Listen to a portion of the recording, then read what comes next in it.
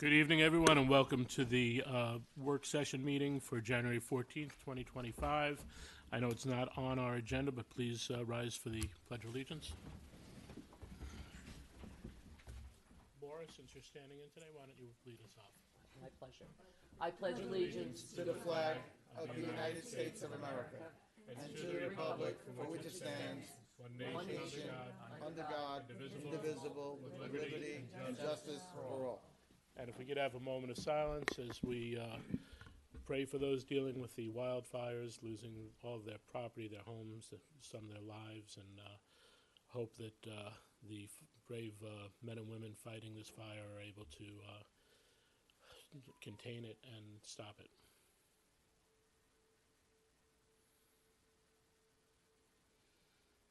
Thank you.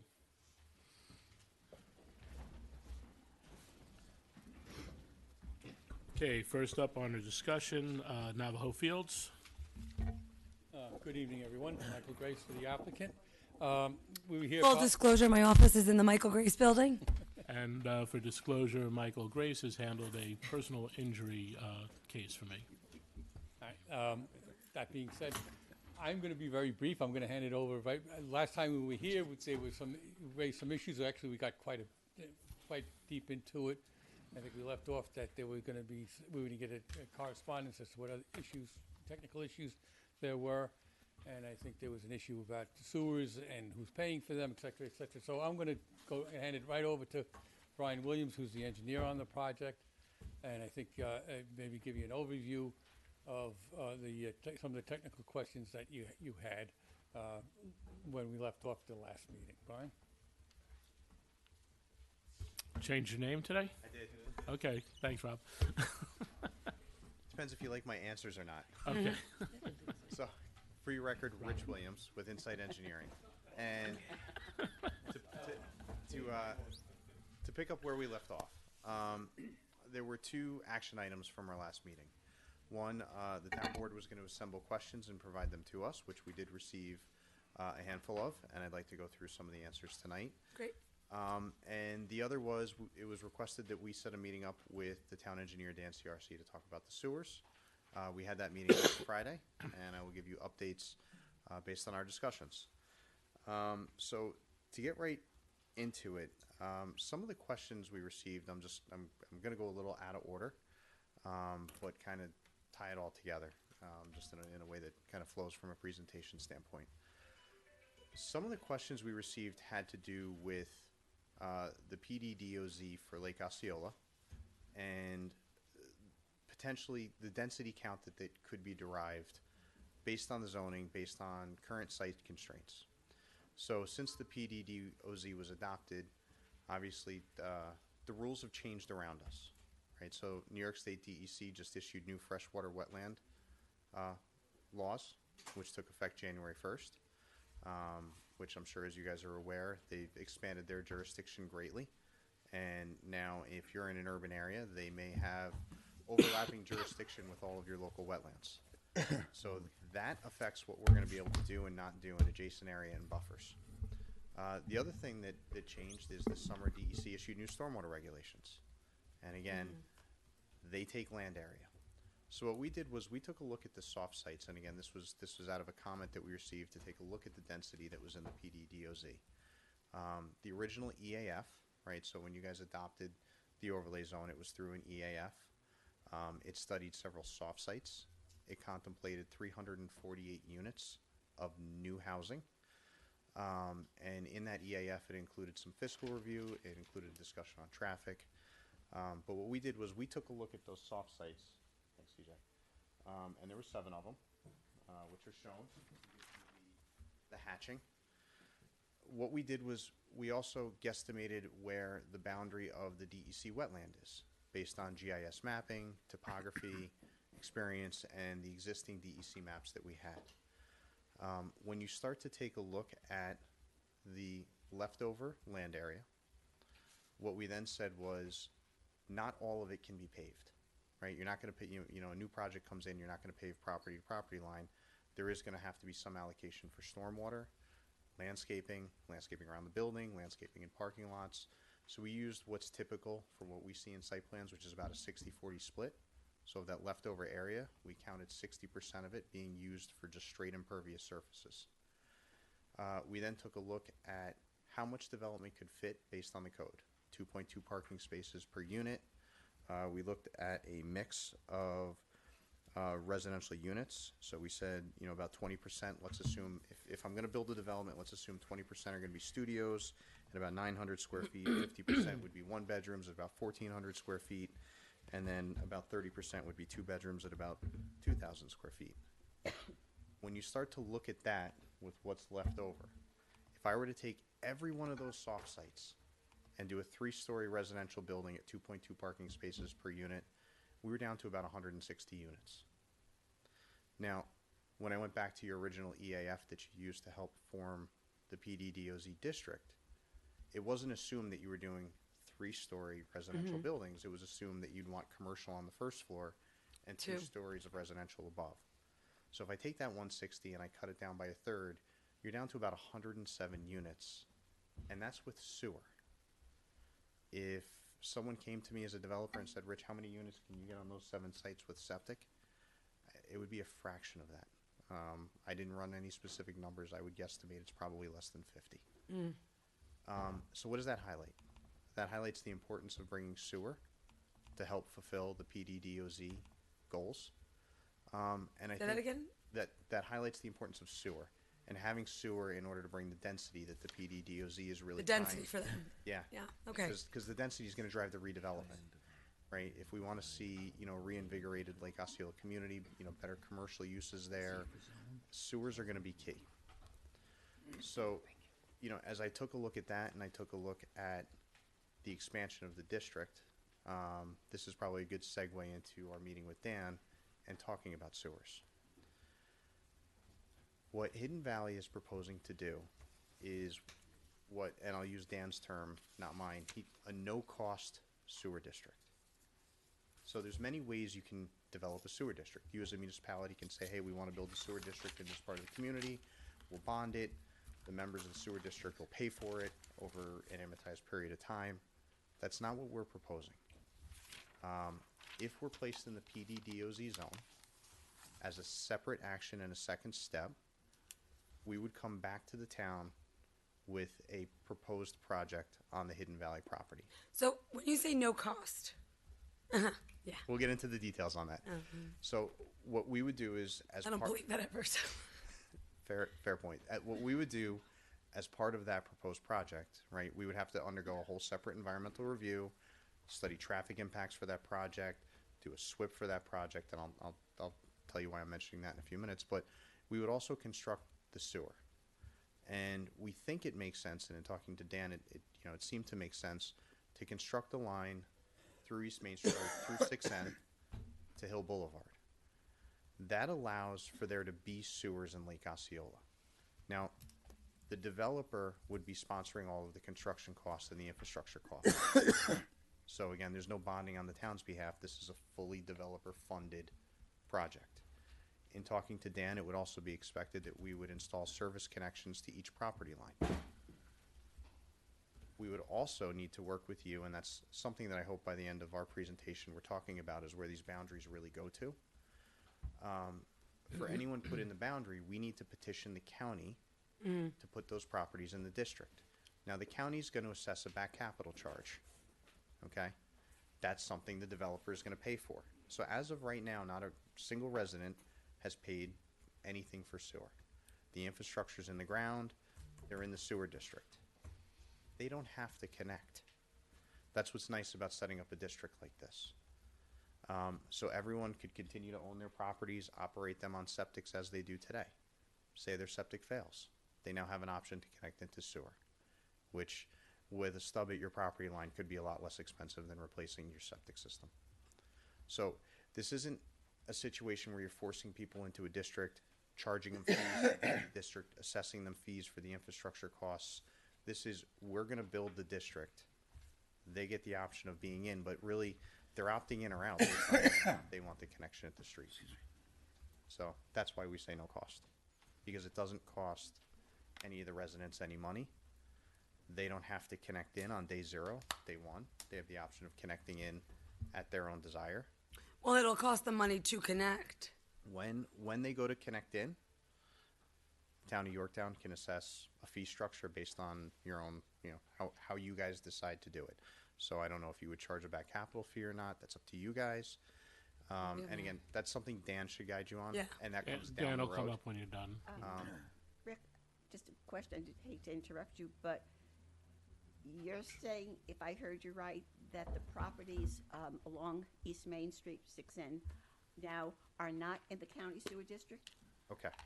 I believe I did just a quick, search on a few properties, and I think that some of the properties along East Main Street are in the district. Many, many years ago, back to like 1990s or something, a lot of properties were taken out of the Peekskill Sanitary Sewer District. But I think they left in the properties along East Main Street. I could be wrong, but you have to check, because when I checked their tax bills, they were paying to the county district. Okay. So- You and I are doing the same homework assignment. All right. So when we met with Dan, and I'm sure Dan can speak to this, he did a cross-check between your assessor's database. Excuse me, I'm sorry. Say that again. So when we met with Dan Friday, he handed us a GIS map that was a cross-reference between your sewer district and your assessor's database. It didn't match the county sewer district. It's much clearer now. Sorry, Can't say anything. Brian puts the maps upside down. Rich doesn't. That's a good one. I'll keep them going all night. So what you see in the upper left-hand corner in yellow, that is the county sewer district based on GIS. And if you want me to bring it up, I can. But it does show a number of properties, particularly some on the north, most on the south, as being in the county sewer district. That doesn't match the town records. What we're doing independently of Dan's office right now is we're actually going through your final assessment roll, tax map by tax map, and cross-referencing it against the county map. Dan's office is doing the same, and also looking at finding the resolution from when those properties were removed, so that we can double-check it against that. Yeah, I just looked at the tax bills, which identified, and and I just did a spot check on a few. So I'm just raising that question because you made the comment that they were not in the district. Whether they're in the district or not, there are no sewer lines for them to hook up to. That's right. Okay. They've been paying a county tax You're- for you're ages. both correct. With CJ, you can't talk from, you can come up, And or well, Rich can. you're both correct. Yeah. Is what it really comes down to. And what I think that the conversation for this board is once we can definitively tell you who's in and who's out, which I think we'll do shortly, or even if you know that, what you want the overall district to look like when we're done, right? And that relates to both the PDDOZ and the sewer. So for instance, what I've kind of put behind you, which I know is a little hard to see at that distance, in yellow you have the existing sewer district. In blue you have the existing PDDOZ. On the right, in orange, you have parcels that could be included in the county sewer district, and in purple, properties that could be included in the PDDOZ, so that the boundaries coexist and are contiguous, which starts to make a cohesive Lake Osceola. I personally think makes sense. And why? and tying that back into the soft site analysis we did, when we looked at really the 100 units you'd think about getting between the commercial and residential, and an anchor property like Hidden Valley, which could generate, in round numbers, the other 240 units, you start to get back to that density that the PDDOZ originally contemplated in the original EAF and environmental review. Which was how many, just for the record? 348 new units. Now, by me saying that, that does not alleviate Hidden Valley when when and if that comes forward as a project from undergoing its own environmental review, right? And Mark's outlined that, as part of his, analysis between doing the PDDOZ and then the Hidden Valley project. The EAF for the Lake Osceola district, and when they identified the 7 soft sites, they made it clear that they didn't study the environmental constraints, the potential environmental constraints on those, which leads to something else you said now with this new wetlands law and the DEC. you can say there are 7 sites, and at your 60-40 ratio, you could have X number of units, whether it's commercial or residential, but again, you're not factoring in the environmental constraints. And Actually, we started to. So one of the things on that map that I had up before was we took out the buffer areas, right? We deducted that out of the calculation because I thought it was fair because there is a large buffer around Lake Osceola. Yeah. And, you know, with DEC having their thumbprint on things, it's going to affect how we have to look at it, unfortunately. I think you said that. Yeah. So, you know, and that's where we started to look at it and say, wow, 348 units on these 7 soft sites isn't really going to happen. And in actuality, to guarantee that you're going to have residential development on all the soft sites may not come to fruition. You know, if someone wants to do a restaurant, they may not do residential above. So, you know, there's a lot of, as we looked at it, we became more and more convinced ourselves that 348 units amongst those soft sites may not be something that comes to fruition. But having an anchor property that could complete that density and give the infrastructure to reinvigorate those other sites, to me, it makes sense from a planning perspective. so you're saying that your calculations now are taking in the environmental constraints on those 7 soft sites, The wetland buffers. the wetlands? I didn't start doing steep slopes. I didn't, you know, obviously, you know, when I think of environmental constraints, it's steep slopes, trees, soil testing. You know, we didn't even begin to look at the adequacy of the soils for things like stormwater and how that might impact it.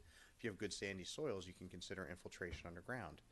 If you have a high water table because you're proximate to a lake, you know, now you have to start doing surface practices, which is why we took that into consideration. in But the it stands to land reason if you start to consider all the other environmental constraints, your numbers are going to go down. I mean, Which am I means right? that So, you're gonna have a trunk line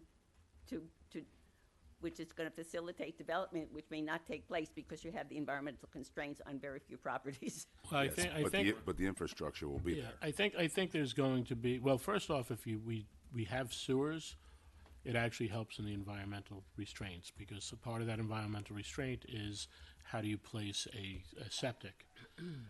You know, that's where that's gonna be the biggest issue, because we're already having an issue with the septics that are around there.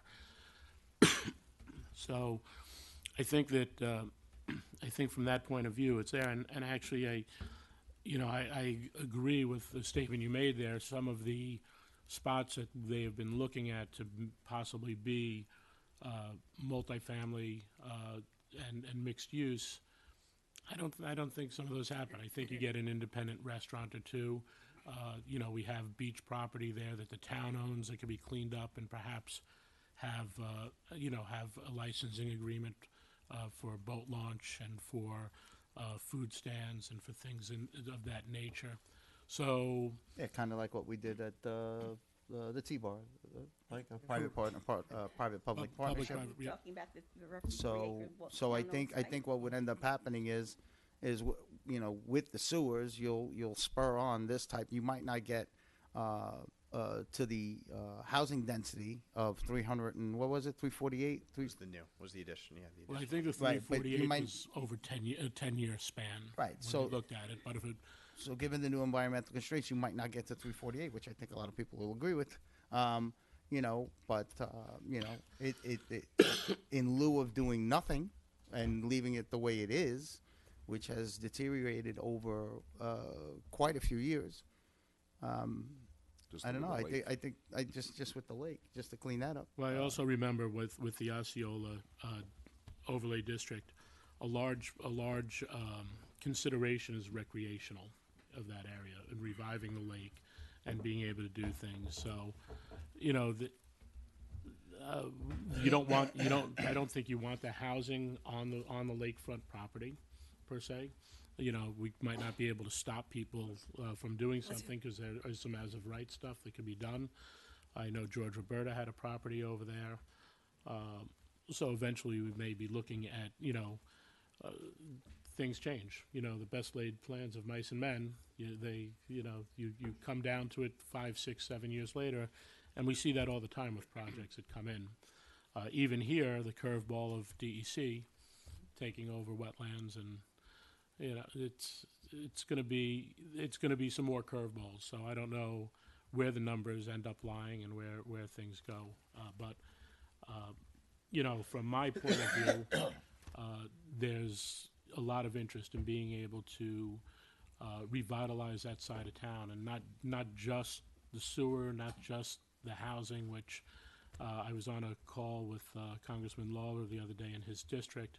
I think the number is now over 700,000 shortage in like the northeast area. So in housing, it's like ridiculously big numbers of our housing needs. And what's going to happen is eventually, if we don't address that, there'll be another collapse in the housing market because everything's going astronomical. So we really need to really address that as a nation. But So, I mean, if I understand it, given the new constraints, and if what you're saying is accurate, and I will be honest, I haven't made any decisions on this, but this is it. This is our one chance to revitalize the corridor, right? Because if you're given the soft sites, and the soft sites could never meet what we thought would be their potential, given the new, whether or not that would have ever happened, I don't know, given the new constraints as well, there's really no way there's not going to be enough anybody that's going to want to come in, because there's not going to be enough sites to offer a developer the value that they're going to be looking for in this investment. Now, I got another question for you, right? Because everybody's putting the sewers at like $1 million, but you're talking about the infrastructure, and I mean, listen, I don't know much, you know, but I will tell you that you got to be looking at what, between 4 and 8 million in an investment. How much are we looking at? You know, as far as laying all this infrastructure at no cost, unless somebody hooks up, right? It's millions. It's 50,000. It's not a million. It's not 10 million, but it is millions. I have two follow-up questions. One, I'd like to clarify, Ed, you said something about possibly developing some town property Yeah. along the lake. Is that the roughly 3-acre parcel at the Yeah. eastern end? If I'm not mistaken, when I looked at the map, there's no road access to the town property. It's landlocked property. So that would be a question about how that could get developed. And then you keep talking about 7 soft sites. Realistically, I think there are only 3 that have a potential along East Main Street for development. The Roberta property, which gets closest to Hill, and 2 smaller properties closer to the other end, that leads to Maripa. Some of the other 7 soft sites were things like the restaurant, which was vacant at the time that the study was done and has since become a restaurant. And I think there are other sites along Hill Boulevard that don't count. So from a development point of view, would I be correct in saying that there are realistically 3 sites, 3 soft sites, and one is now another site, which is possibly abuts the Roberta property, that's the former beach property, is now before the planning board for the old Wet Willie's. Wet Willie's. That's hard to say. I Wet remember that Willie's place. site. That's Not currently so fondly. that's But currently anyway, before the planning board. it's So another that's story. already kind of out, and they're going to do a septic on that site. So again, from 7 down to 3. And you probably have a better finger on the pulse on that than I've I looked do. at that many and, times. and you know, that's a fair point too. In terms of, yeah, because the sewers are for this potential redevelopment, but given that we're talking about 3 parcels, all right, and the 2 at the other end, at the eastern end, are relatively small, if I'm not mistaken, okay, which again limits what their potential. And then the environmental constraints, so we're building a sewer line for how much redevelopment? That's an open question. Yeah, and in fairness, you know, one of the things, while I talked about the constraints, there's also a lot of development there, which counts as redevelopment. So even though some of it may be in the buffer, and this is why we did the analysis like we did, we tried to be as real as we could with the density. You are going to benefit from some of the existing development within those buffers and kind of, I don't want to say grandfathered, but, you know, that is counted. So there's opportunity, and we've done a couple of sewer districts in communities and expanded sewer districts. We did the Somers Realty Plan Hamlet, which, you know, now has Avalon. We've done, you know, up and down Baldwin Place. We brought sewers to all the commercial properties there. And what you find is over time, as people assess their land, the opportunity to bring sewers brings opportunity. It's, you know, when people call me with property and they have a property and it's on a septic and it's a limited property, you know, immediately what you can do with it becomes constrained. Don't, but you what have to about- convince me about the value of sewers. I But- have a long but- history. And over time, you see people come in with different ideas. Hey, you know, I'm in the PDDOZ. Maybe, you know, maybe I can do a small restaurant. Maybe I can do, you know, some service-oriented businesses. But we're also not touching on the whole environmental impact, positive impact that the sewers would have, given all the septics. Now, there's also a problem there, you know, with stormwater. And I know our sewers are, you know, are for solid waste and stuff like that. In my neighborhood where I live, we have sewers that kind of drain into, you know, redirect the water down streams and stuff like that. Storm drains. Storm drains. Thank you. So, what would be? Would there be a consideration for the developer to possibly put in some kind of a storm drain as well in that area, because that would significantly mitigate the flooding in the lake, because I think a lot of the problems that we're having in that lake is because people have been redirecting their water with underground, you know, all sorts of stuff and the water's ending up in the lakes, you know, extra water, storm water that really is overwhelming the lake and causing it to rise, and then creating a whole other slew of issues that we've been dealing with for quite some time.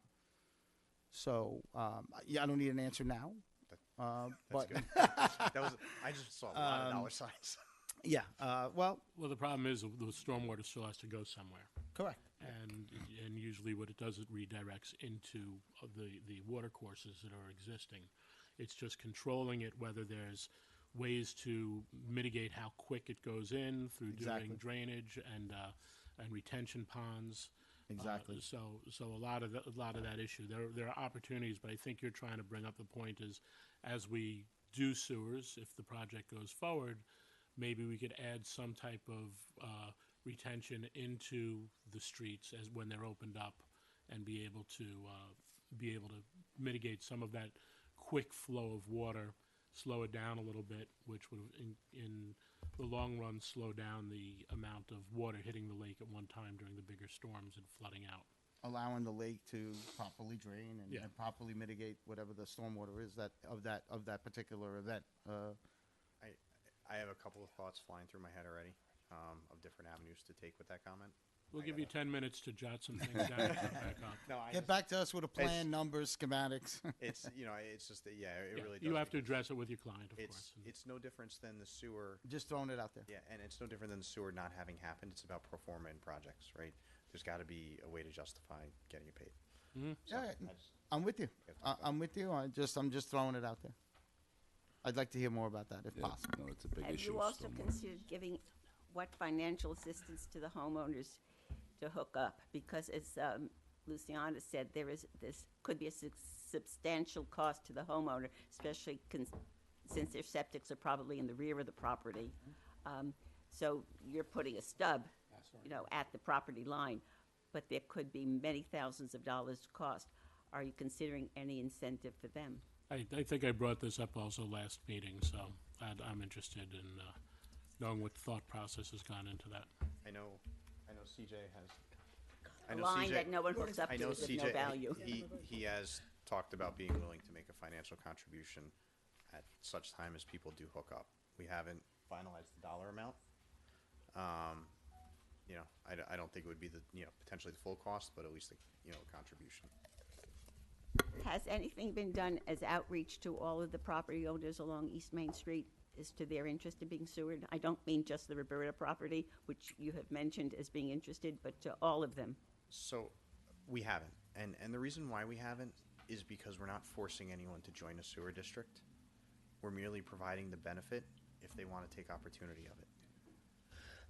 So, we don't necessarily feel it should be incumbent on us to go reaching out to people. Some people may not want to be a part of the sewer district, and the beautiful thing about the way we're setting it up, they don't have to be. If a district is formed, if they're not already in the district and you form one, and they're a minority, they're going to have to pay the costs. We've being in the district. approached people in the corridor that are very, very much interested. in being able to be sewered. As a matter of fact, a lot of them have their properties are at a complete been sterilized by the fact that they can't get septics, they can't repair septics, they can't get in there. So there is interest. There's a lot of interest. George Roberta expressed a lot of interest. He said, obviously, he wants to do something with his property, but they're all waiting for a sewer. So we have a lot of interest, and we have talked to a lot of people up and down the corridor. Could we have the names of the property owners? I don't have. I mean, I don't mean I tonight. got his name wrong. You want me to? No, I don't mean tonight. Good point, Michael. But let's arbitrarily say there are 50 properties, both the north and south side of East Main Street, okay? How many that you've spoken to said, yes, I'm interested? 10 out of the 50, Just 30 about out of the anybody 50? that we mentioned is interested. You have a. I'd like to have more specifics.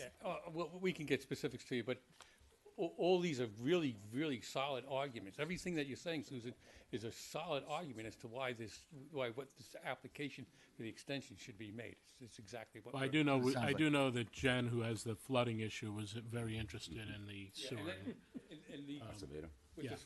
And with the stormwater too, I think what we've been talking about a sanitary sewer, but you have to understand that what you can end up doing even during the construction process, and we talked about this at prior meetings about having a cooperative relationship with the town and maybe even the state for streetscape funding, because what you're going to be able to do is you can be able to redo the streetscape, which is a major traffic calming device, which is also necessary through that corridor, and address the stormwater as well, because there's a lot of opportunities to address stormwater over there, a lot of them. And, and with the town property, it is accessible. Where? There is actually, we've checked that. There is an accessibility to the town How? property. Again, I didn't come prepared to answer specifically, but I know that there is. We checked that out. But the thing is, all of these things, again, reasons why the application or the reason to extend the district to consider this project to bring it in is, you're making the case for us very well. Thank you. I would beg to differ, but that's your interpretation. I kind of knew you were going to defer. Giuseppe, go on. Francesca. We're just going to change your name all the time. Perfect. As an engineer, I like to live in quiet. So. There you go. Thanks, Mitch. No, so I mean, we did receive specific comments about traffic and stormwater. Obviously there's the stormwater holistically, which, for Lake Osceola, which we'll come back to you with some answers on. Relative to some of the project-specific questions, again, what we're before you tonight is for the expansion of the PDDOZ. So we're really looking at the original EAF that did so, the EAF and the supplementary materials that we've provided, which we believe are comparable to that original EAF. And then, in our mind, there is a wall between that and the Hidden Valley project, which is going to come back and go through its own independent environmental review. We're going to have its own SWIP. We're going to be looking at stormwater for that project. So, relative to some of those comments we received, I would say we'll come back with more answers when we actually have a project formed. I confess that I probably sent you a list of questions early on, and I don't remember all of them. I think your traffic analysis was not adequate. What are you doing to update and improve and expand the traffic analysis? The traffic analysis that was submitted, I would say, is more detailed than what was in the original EAF.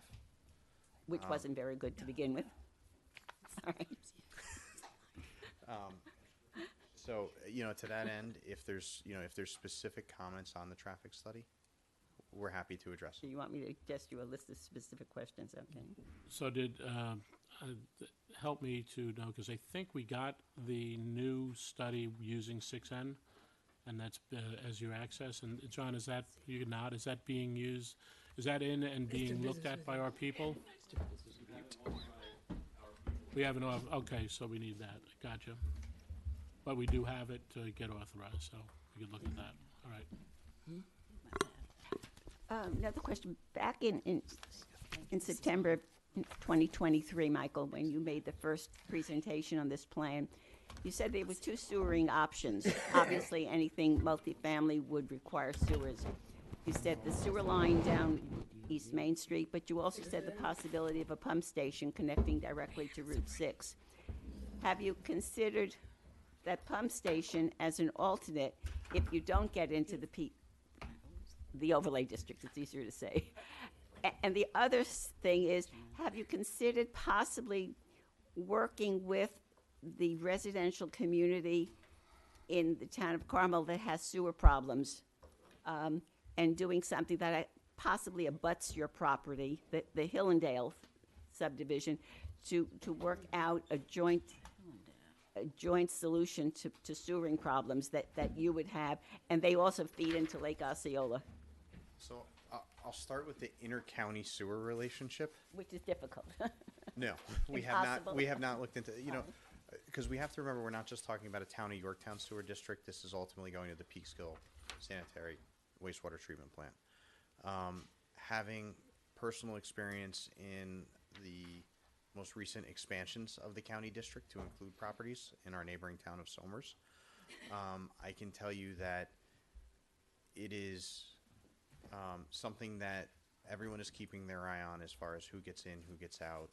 And, I don't know that there would be an appetite to bring in Putnam County sewage. So no, we have not looked beyond the town of Yorktown. What about the pump station? So, as far as, going up Navajo Street and connecting across the street into, I think it's the Curry Street pump station, when we look at Hidden Valley as a project and come forward to you, if we're not in the PDDOZ, yeah, that may be an option we look at. We think it is far more beneficial to be in the PDDOZ and to bring sewers through Yorktown that could benefit more than just us. And we just think that's sound planning. How much does the flow increase when you hook up into Peekskill? So Peekskill is a 10 million gallon a day plant. Yeah. That runs between 7 and 8 depending on wet weathers. It's actually between 5 and 8 depending on wet weather. Just percentage-wise, are you going up 3%, 1%? We would be adding hundreds of thousands. And again, it depends on the final expanse of the district. So in other words, the infrastructure from Peekskill can handle it? Yes. No problem. Okay. Yeah, and what we did when we met with Dan was we talked about the Yorktown infrastructure and the conveyance to the county trunk line. Some potential concerns in the existing infrastructure that Dan may want us to explore. So, I'm keeping a running list now between new sewers, existing sewer problems, stormwater. There's a lot that's now starting to be talked about on this development that is fair to bring up publicly. I have to look that up. I don't have it. It's minimal. It's- He answered it's it's minimal. percents. It's a couple percentages, that's fine. So Dan will be up, I'm sure now, especially because I mentioned his name. Yeah. Years. But, I was looking through a lot of the work that was submitted. They even speak his name and he arrives. I did look through a lot of the work that's been submitted over the past 13 years or so. So I know there's been a lot of looks at, but of course, some of it has been most of it has been recreation and non-permanent structures. So I'm not sure how much of that area was addressed, and that's something for John when he comes up with the original overlay district environmental studies. So I would like to see that. I know there's a lot of work that has been done there, but different projects per se. Yes, Mr. Grace, you want? Yeah, I would say that I think we have to keep in perspective what it is that the application is now before you, because I think what we're getting, a lot of these questions would be much further on down the line, when you're asking for a lot of analysis and studies that would only be done should we get through the first phase. You missed my point though. In order to expand, you'd like to work off of the original EIS. Well, And I want to make sure how much of that area was covered right, in the EIS. I'll let Mark address it because he was integral in that whole process. Okay. He'll address it, but again, I want you to keep in mind that all the benefits that we're talking about, we don't even get Right, all those our are sleeves further. up until we get Right, the those are expansion. further down the line. And then obviously the discussion is going to be much more. I understand your point. I just want to, we're going to use the original EISs, I want to make sure that there's coverage in that. It's kind of a perfect segue for that question. Mark, for the record, Mark Blanchard, just land use counsel for the project. And as a quick aside, I'm one of 4 boys, and I used to just be called a number. So, like, the wrong Enjoy the Bryans and name. every- Yeah, I was number 3. Go get number 2 and 3. So, there's no issue there. But so this is the perfect segue into this answer. When we talked earlier about the environmental constraints and how those soft sites weren't actually really feasible, developable sites. The reason why the board in 23 was able to adopt the negative declaration, I'm sorry, in 21, was able to adopt the negative declaration for that local law to establish that district is that in the environmental review, it did consider sewer flow of those numbers, the 348, the sewer flow, the traffic numbers, the fiscal impact, the school children, as if those sites were able to be developed. So when we're looking at that 348 number, when we drill down and start to apply setbacks and buffers and things of that nature, then you realize, oh, this isn't really, I can't build here. There's setbacks and all this other stuff.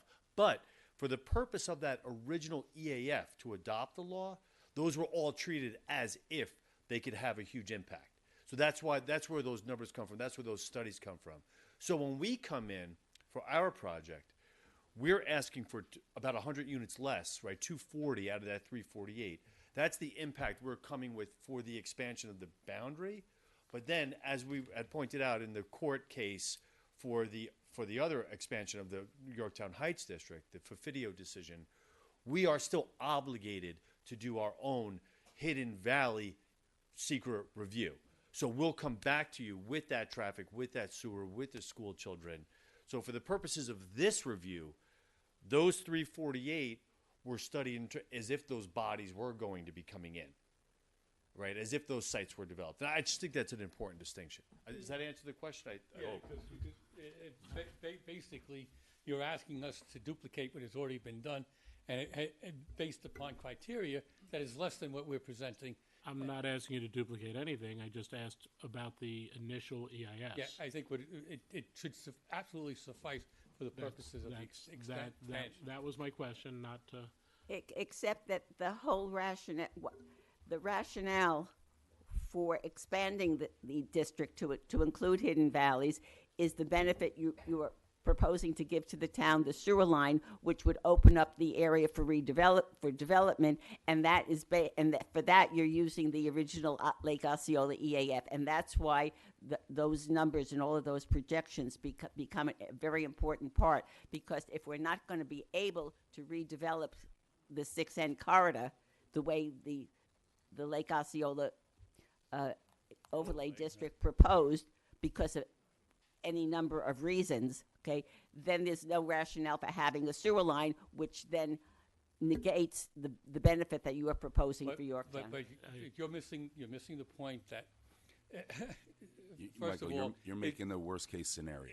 Not only that, but the whole the town has made a legislative decision in adopting the overlay for that area that this is a desired goal of the town.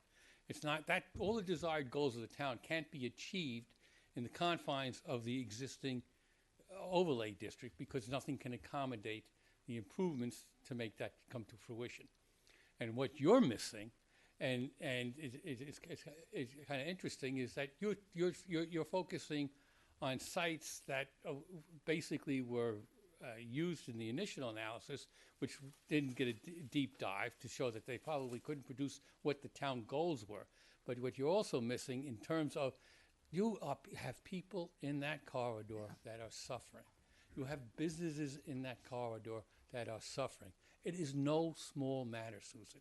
When these people when you can't flush your toilet, when you can't open your doors because you can't put in a restaurant use, because you can't get rid of your wastewater, when you can't redevelop your property because nobody's got any interest in it because you can't put a septic anywhere, those people are suffering. Everyone in that corridor has been suffering for decades.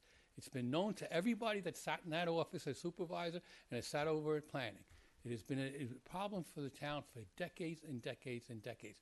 You're being presented with a solution. And I can't see how you can flip this over to see a negative side of it. That's So- why I'm saying I'd like to get more information about how many of the property owners are willing to absorb the additional costs of being sewered, okay, to make sure that there are going to be a sufficient number of connections to those sewers, And to that line. Because for all of the years that I've worked on sewer properties, sewer issues, I know that today, do you want sewers? Oh, yes, oh, yes, oh, yes, I need it, I want it. Then tomorrow you tell them what the cost is, and then they say, no, I don't have a problem, I'm okay. So I'm very aware of this. I know the benefits of sewers. You don't have to sell me on that, and I know there are problems, property owners in that corridor that have problems. I know that.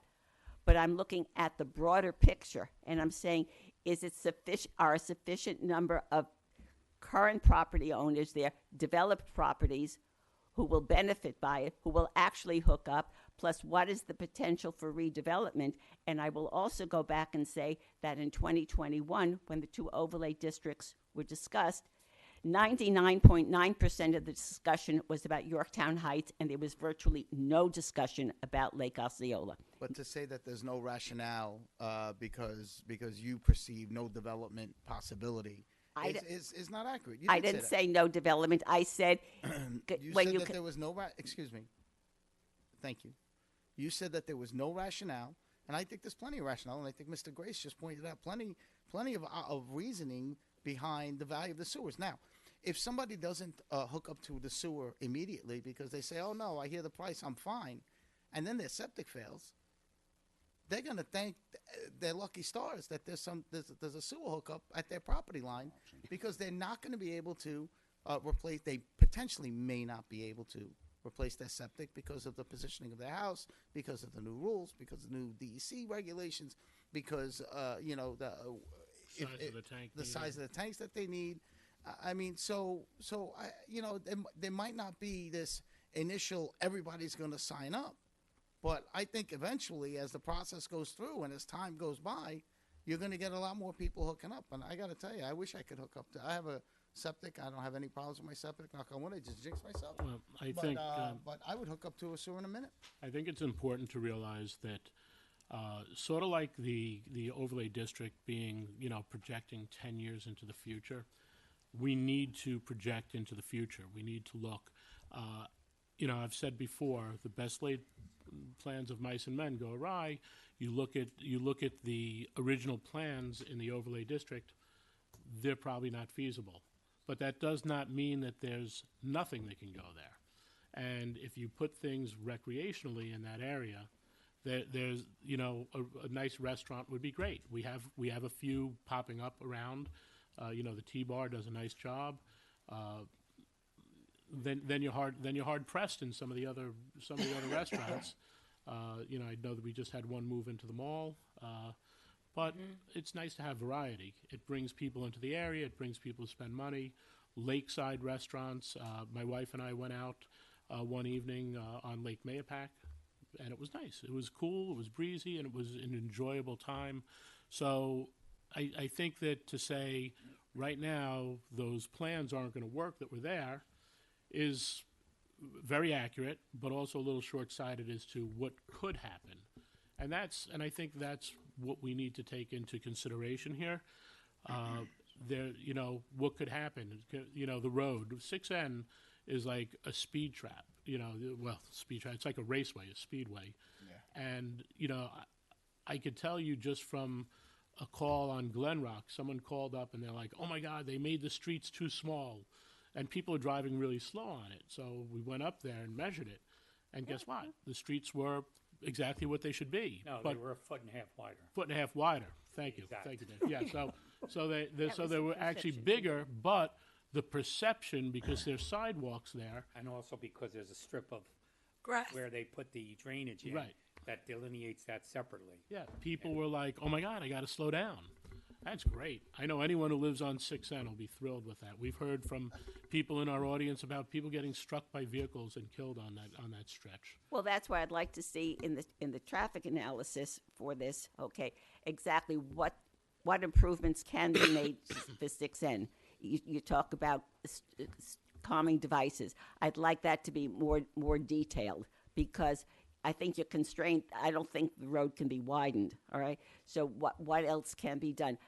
I'm not asking you for the details for tonight. I'm just saying these are the details. If you're going to increase traffic on that strip, okay, how are you going to deal with a problem that exists now, a serious problem that exists now, which is only going to get worse with more traffic? That's Okay, all I'm there's- asking, there's is a- more information. Nope, there's a couple of points in there.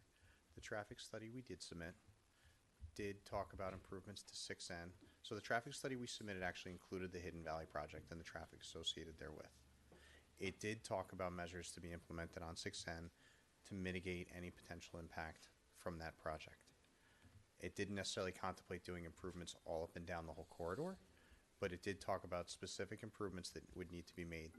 That is actually in there. I think there was a possibility of a light at, where you're going to do your ingress and egress, and possibly a light on Route 6. I think those were the two major issues, which don't impact the traffic that's going to flow through East Main Street. There is a light on Route 6 and Curry and 6N. No, I thought one additional light at Navajo. The other thing I think is important to address, again, the way we're proposing to do the sewer is how I've done it in other neighboring communities. And I actually did it in a neighboring community that had I want to choose my words carefully, undervalued commercial corridor. And A plus. we put the sewers in as part of a project. It was a no-cost sewer. It was done by the developer, right? Nobody had to join, just like we're proposing right now. Do you know how many people joined on day 0? 0. But 10 years later, you have 2 restaurants that are now tied in. You have a shopping center that was on a septic that had a septic issue that was now able to tie in. When you build a sewer like this, it's organic. It's not meant to be like you're bonding a district, right? Again, there's got to be a definite separation of ways to build sewers, right? You can bond it and force everybody to start paying money on day 0, and you're in, and that's it. Here's your bill. This is a different way to do it, and it's much more organic. It doesn't hit people's pocketbooks on day 0, but it allows for options in the future, and that's what smart planning is about. Can I ask a question?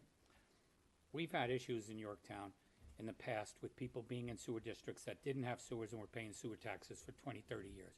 This particular project, once you stub out at the various locations, are they automatically rolled into the sewer district where they would be paying sewer taxes if they chose not to hook up? That's actually a town of Yorktown decision, and Dan's probably better served to answer that than I am. You follow what I'm saying, right? We don't want a situation like that. You're gonna have to petition the county for the extension of the district anyhow, and then some may be in, some may be out. But again, all these discussions are great. Yeah, they're a little premature. Yes, exactly. Well, And they're not premature. They're not Su- premature if but- it's going to impact how many people actually hook up to the sewer district. And whether they're going to have a buy-in cost. If they're not in the sewer district already, and that's something that Dan is going to have to work out, then what is the buy-in cost going to be, Right, but- which could be substantial? We're here, there's certain steps in the approval process. Right, if you expanded the district, we were in it, these are all the discussions we'd be having in detail. We have to get to one step and then the next. As far as the discussion of the Osceola overlay, you were given a thumb drive where there was a long discussion when it was adopted about all the issues that you're talking about. I think this was given to you. You returned it to Mr. Devon. If you want to, I returned his hat. yeah, I Not think the if you thumb drive. Attached to it. Oh, sorry about that. so at the Oh, end of the give- meeting, give it you back to have me. it, and then you can review the old meetings and your heart's content. Keep his hat. But my understanding, and Dan can confirm this when he gets up, is the intent is for people not to pay until they connect. I'm sorry, say, Yeah, because there's no bonding involved, and that's Yes, why it for does, people everyone, not- 90% don't have to not agree to and all pay. of that. Now, the back capital charge you're referring to, that's something Westchester County charges. And again, You guys are going to cover it. You said that. the developer no, pays the that. buy-in not the buy-in cost. Yes. You will pay the buy-in cost? Yeah, so when we make the petition to the county, there's going to be a back capital assessment charge. It's a formula. I've run it a couple of times. And that's part of this project. That's the So third. the- That's the third time you said the same thing. No, I got you. I just, Yeah. No, I get it. really want to make sure that, that we get rid of any misconception that there's a hidden ball trick, or that this is really a zero cost. And Well, now, sure. let me just make sure, because I had heard it, and I want to just clarify. And I know it's ahead of the game, but it's part of it's part of the decision process. The houses that are already there, there may be able to be a financial helping in their hookup as well. Yes. And Michael, I just want to one other point in terms of what's premature. Right now, we are discussing the extension of the overlay district, and you're saying that some of the questions that I'm asking are premature and should be asked later.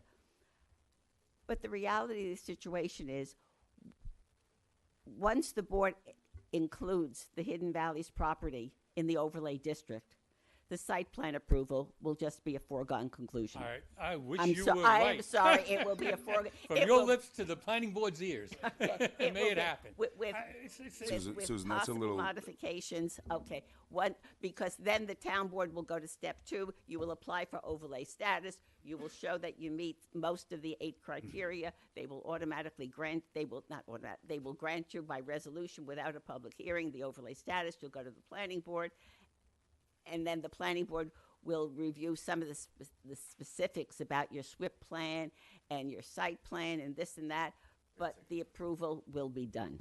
Excuse me, I worked on the Underhill project, Yes, you did. and it was in no way, shape, or form some kind of pro forma. In fact, the planning board, you may get an email or two from a planning board member, because it was in no way, shape, or form some kind of pro forma It wasn't, I didn't say approval. I didn't say Well, it was pro the same forma. process you just outlined. We went through a very extensive independent planning board review. Okay, and that's what I expect to happen right here. I've been preparing CJ for that, because that's what we expect to happen here. It's an independent review of the planning board, and this is a big project. It's bigger than the other project. Absolutely, and you will meet So some I of think the it's unfair to paint it in that picture. You will meet some of the concerns of the planning board. Well, once you meet those concerns of the planning board, the project is likely to get approved. Susan, you should understand, you've been on the boards for a long time, you've been kicking around this for a long time. You understand that as a town board, the planning board only has that authority which you legislatively grant to them.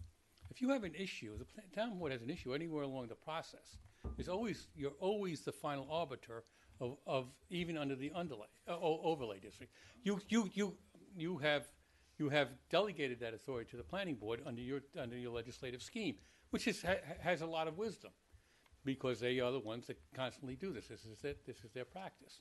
You haven't, unfortunately, maybe for us, you haven't completely divested yourself of authority at the end of the day. So you still have, if you want to be vigilant, you still have your fingers in the mix. And again, I think the analysis to be done at this point is if you want us to go through just a complete site plan approval with you, that's a whole different application, and we'd be more than glad to do that if you want to be the approval authority on everything from beginning to end. No, I'm not. So no, then you're- let's go one step at a time. I think this is an easy, no-brainer step. You've been detailed the benefits, not only to the corridor, because it's not only to a corridor that's been suffering for decades, but you have across the street a mall which is suffering as well. And if experience tells you anything, look at what's happened to the Heights area over the last couple of years. You could go over to where Uncle Giuseppe's was. There was sagebrush in the parking lot for the most part, just a couple of years ago. But now you've introduced new residential development, smart residential development, which is very attractive to businesses coming in and reinvesting in an area in town that's needed a major reinvestment. And you have that you can't complain. The shopping center, which used to be the food emporium, is wonderful. The way it's all set up, the facades are all cleaned up. It's a major boom to anybody and everybody in the town, but everybody in the Heights area. And it's because there's some wisdom in the way the town approached the development in the immediate community or Heights area. You have the same. Obviously somebody had enough forethought to think that was what is also needed in the Lake Osceola corridor, and to salvage the mall as well. So now you've invited this. You've created the legislation. You've set the foundation for it. You've done the environmental reviews. essentially, to make your decision, to adopt it. Don't short sell the prior town board that approved all of this, as if they didn't discuss it, if there wasn't wisdom in their decision, which there was. And now you finally have what you have been asking for. The action of extending the district is only the beginning. And I think with everything that you've had in front of you, all the discussions we've had for ad nauseum, ad infinitum at this point, I think the decision for you guys is very easy. The expansion should be approved, and we go to the next step. And you can be in the mix all the way through to its bitter end. Michael, just one quick question. Just to clarify it for the people, the residents, basically, the developer is picking up the cost on everything except for after they get hooked up, and he's going to provide some dollar amount. We don't know that now. So there's going to be a service hookup, and then we don't know what it is to hook up to the house just yet. But basically, all the other hidden costs in the back, the developer is taking care of. I just want to clarify that so people watching. There is precedence. There was the Lowe's, which went down Old Crampon Road, which Breslin hooked up the houses directly, except the interior plumbing. There's also Santucci. You have to understand. I'm not going to make it. It's very difficult to make an offer of a very generous offer at this stage when we don't know what the details of a lot of it is. I'm talking about the county costs, the other little, so that people understand that when they basically, if I hook up, that's when I start my billing to the town. Yeah, there is. Again, this exercise it's not the first rodeo for anybody. Yeah. We've done this before. There's so many different avenues and so many different approaches to it, but we have to get to the point where, there's a lot of soft costs going into these discussions that we've been having over the last couple of years. We want to get to the next step. We want to get to the point that we Michael, have some security that we know we're moving ahead. Look, I tend to agree with Susan. Our expansion means that the odds are you're getting into that zoning. You've already been here talking about the 8 points over and over because we're ahead of the game. But that, the one shouldn't have to do with the other, and then there's still the formidable zoning, formidable planning board. And I understand that, and there. Look, I don't think we're spending as much time as this if we don't think there's a huge benefit to the town. Are there some inconveniences that are going to need to be worked out with traffic? Absolutely. There are other plays in action over there. Possibly some more medical by the mall, some different things that they're looking at, and hopefully we can really take a nice global look at that whole area, expand it, make it better for the residents in traffic and everything that's involved. But it does come back to the expansion. Does it look like the Creative Livings project of Hidden Valleys is a good one? Well, it has a hell of a lot of benefit for the town. It takes care of some of our housing issues, some of them, not all of them. And, there's some things for infrastructure improvements that are much needed in the area. So Susan's right, but I think that we all realize that, looking at that will give us the opportunity to have you finish the presentation, but then really get down to the nuts and bolts with our planning department. The thing is, we need to make sure that the information that's in has been done thorough enough to go, and that's why I went back to the original EAF. I'd like to bring up Dan for some of that. I'd like to bring up John Tegeter for some. I think we've addressed all the questions up until now, which are appropriately addressed at this stage of the process. Well, I think And I actually think prematurely on some of them, but that's fine. And to your point, it's even what you stated earlier. This is actually a concrete project that's in front of you. I don't know what the other things are that you're looking at and how speculative they may be, and how much they may be driven by the thought that this is a project that may be approved. Just as the Heights area redeveloped because there was projects coming in. Not only the Heights, but Trader Joe's coming in was all a matter of demographics. Chipotle coming in, demographics. Crumble Cookie demographics. It's always like that. New Baguette Place. The demographics drive Yeah, the but retail. and I that's- remember going all through those processes with a lot of people coming up to me saying, Chicken Little, if the sky was going to fall when these things got approved, and it never happened. So the thing is, it's, you have to be. I mean, it's easy to criticize and create unreasonable scenarios that you think may occur, when what you do have is you've got a lot of information, a lot of good concrete information. And again, this is not the first rodeo for you guys on the So- planning board with these types of numbers. You know what's going to be there. Let's not create speculation of some kind of, No, I understand. So let me. Now let's start to do. Are you done, Giuseppe? Okay. Thanks, Rich. Bravo. That was good. You said Who it wants perfectly. Who wants to come up first, Dan or John? And while they're doing that, just real quick on a sidebar, where do we? I know when AMS, we were talking about AMS and potential the project. Have we looked at the traffic study from border to border? No, nothing's been done about that. John, why don't you come first so we could talk? I'd like to. Now AMS was a little different because it was a rezone, not a overlay, but maybe some input onto the similarities in the studies or lack of similarities, and what you feel from the expansion point should be. I don't understand the question. Okay, so we looked at AMS, which was a rezone, so slightly different. It's sort of It's not really different. slightly, but no, not at all. 100% the same. You're rezoning the property. Okay. You're changing the use classification of the property. Okay, so where are we with the original work that went into the EAF for the zone? How much of it was for the overlay district? How much of it included this area? Was it done corridor to corridor per se, or For the overlay district, the overlay district? it was done on the road network in the vicinity of the overlay district that was proposed at the time, which is everything that we know of it, but not this property, of course.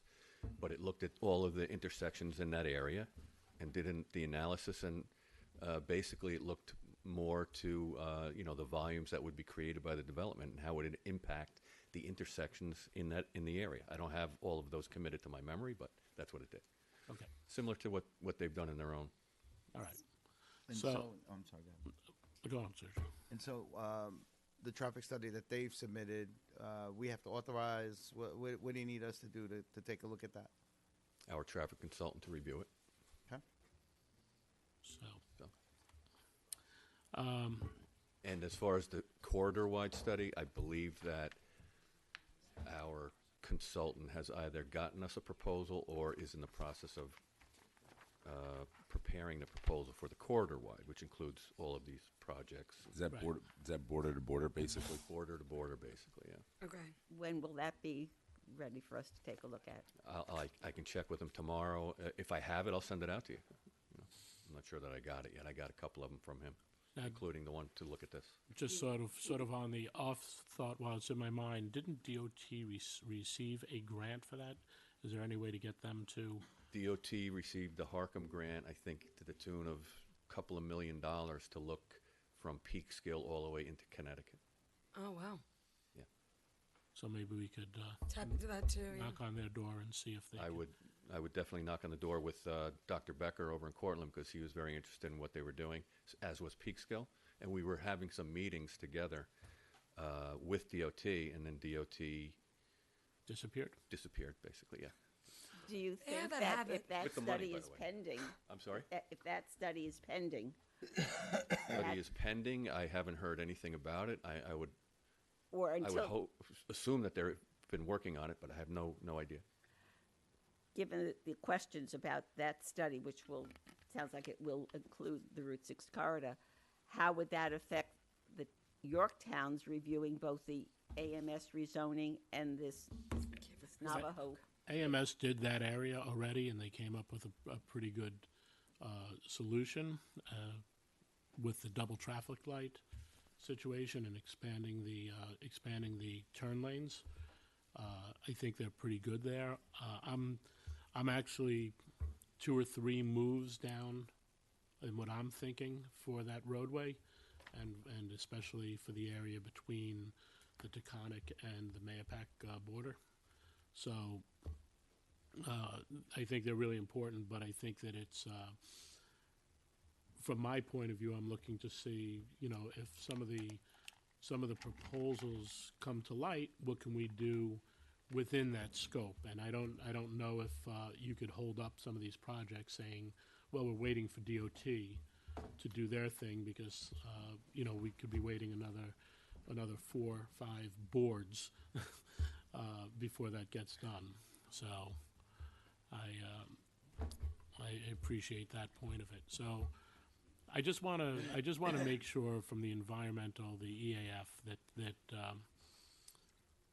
we have enough, and if not, what do you feel we would need from a planning perspective to solidify a little more?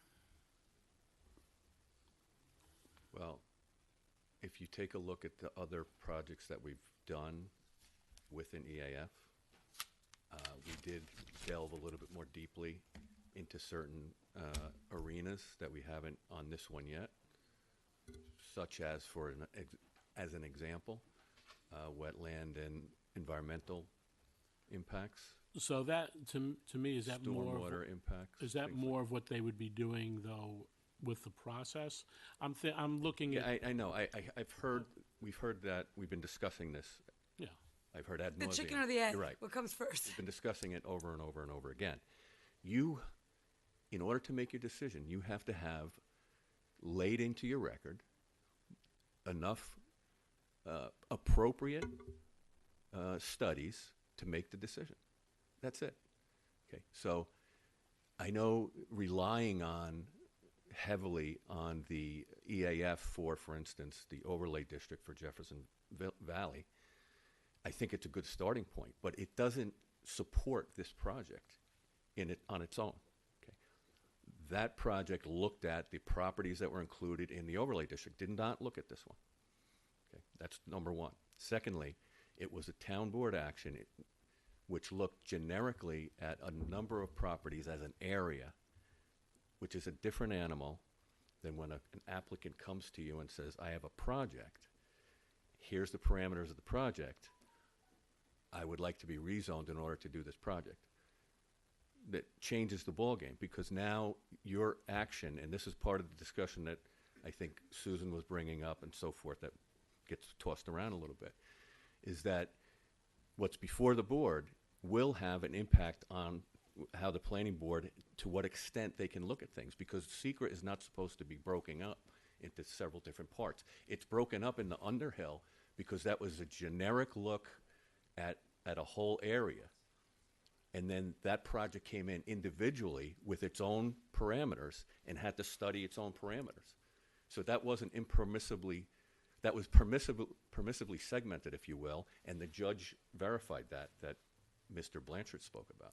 But it was because, in my view, largely, that you were looking at a broader area of many properties, and you couldn't, as he said, get into whether or not the wetlands are going to preclude you from 10 units as opposed to 8 units as opposed to 5.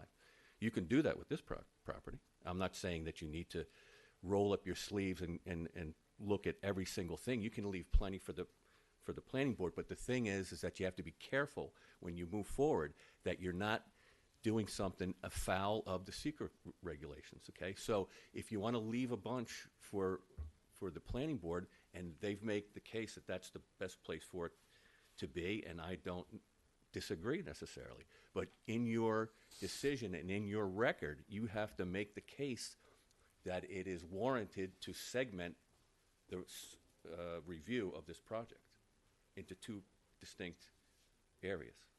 Okay, so if that's the way they want to go with an EAF with whatever, light touch or lighter or somewhere medium touch, whatever you want, I'm not characterizing it. But in your decision, you have to say, we're only looking at this for this reason, and the planning board has the ability to run their own SECRA process without any hitches. if you've listened to what Toll Brothers has said in their presentations and when you were doing the decision, I think they were pretty clear that the secret process that you ran and based your approval of that rezoning on has verified that 118 units of their project can go on that property. Yep. And then the planning board, I don't think, will have much ability to reduce that when they go through their site plan process. Very different when you get a project cold that goes to the planning board first and they look at the whole thing. Someone comes in with 130 units, maybe it ends up 120 and, a month later it goes down to 116 and that's what it gets approved at. It depends on all the parameters. If you're not looking at the parameters, you can't establish the unit count. That's all I'm trying to tell you. I'm not here telling you that this project is not a good project whatsoever. You don't have to sell me the project. I'm just talking about what needs to go into your record in order to make a sound decision that will be defensible. That's it. Yeah, and Giuseppe, well, let's call him Rich now, said, Rich. yeah, he actually said that there was soft spots, wetlands, buffers. So although it's deemed for 348, by the time you start getting in there and with all the new Okay. parameters. So my question to you is, when you see that there's an understanding or a verbal agreement that 348 is not going to be built because of all the buffers or whatnot, or maybe they can be built even on those wetlands. I don't know, right? It depends. So I guess the curiosity I have is, we can decide if we like the project or not. We can also decide if we want 100 properties or on that lot, or 2 properties on the lot. My question to you is, are you saying that due to our secret laws and the 8 points that they did go through and the questions that they answered, there's something more in the wetlands and the stormwater?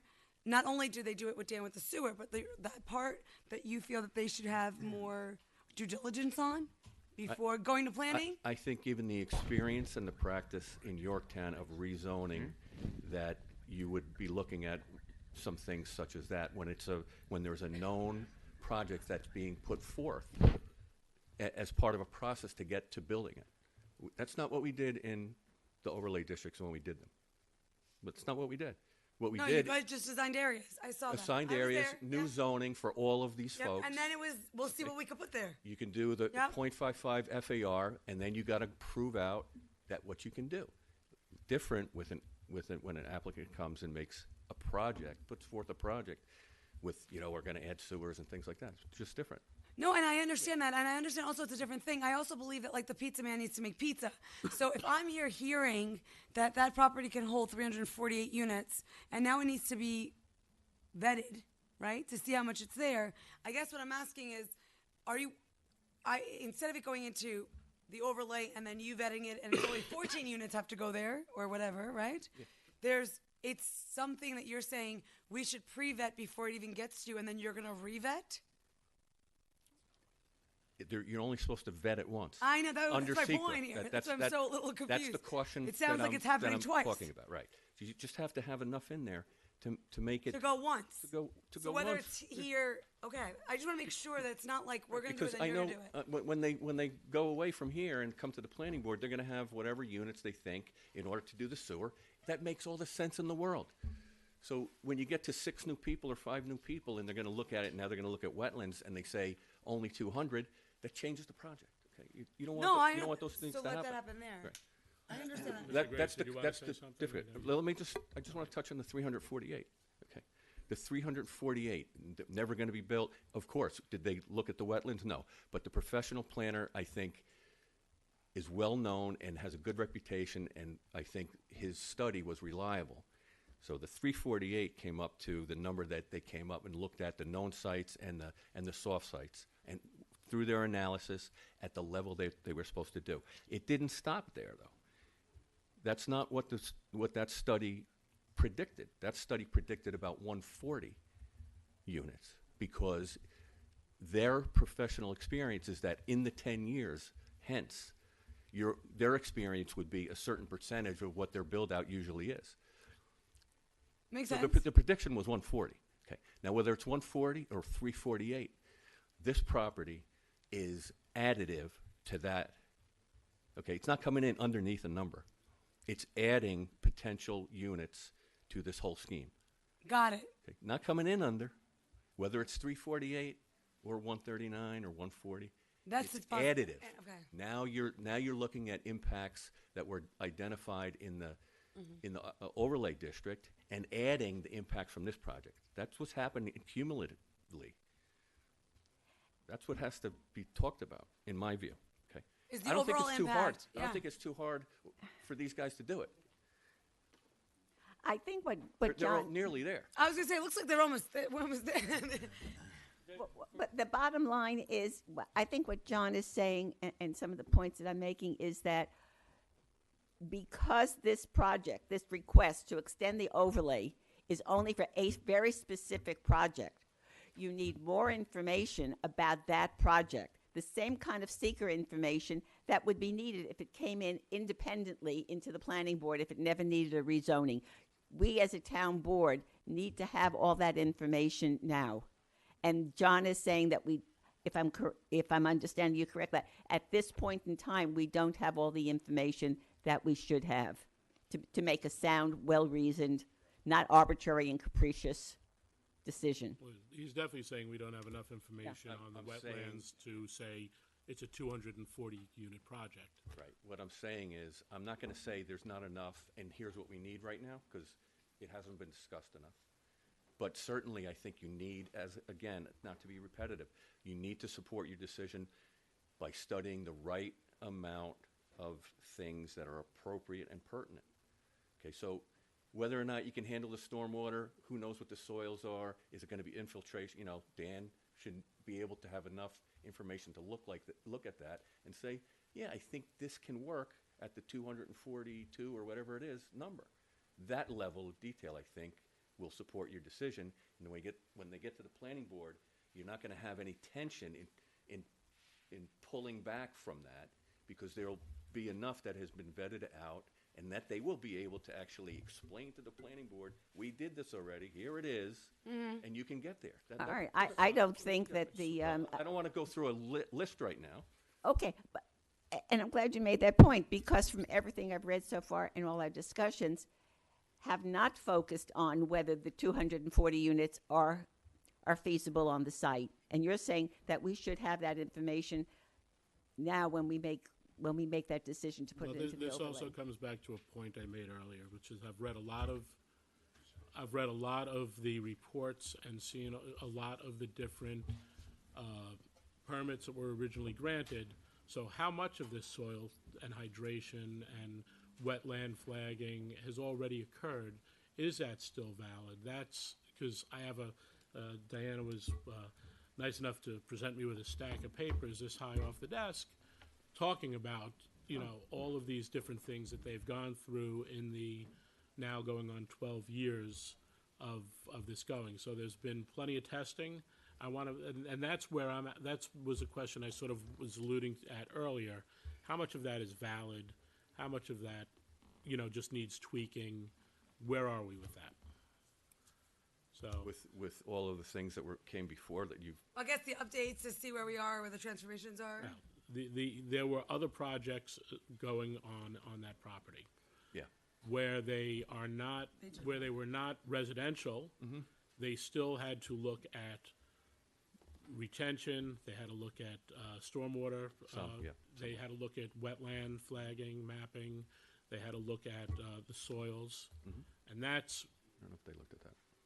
that's more my interest. I want to know how much of that is still valid, because I'm going through it and saying, what is, Yeah, I don't.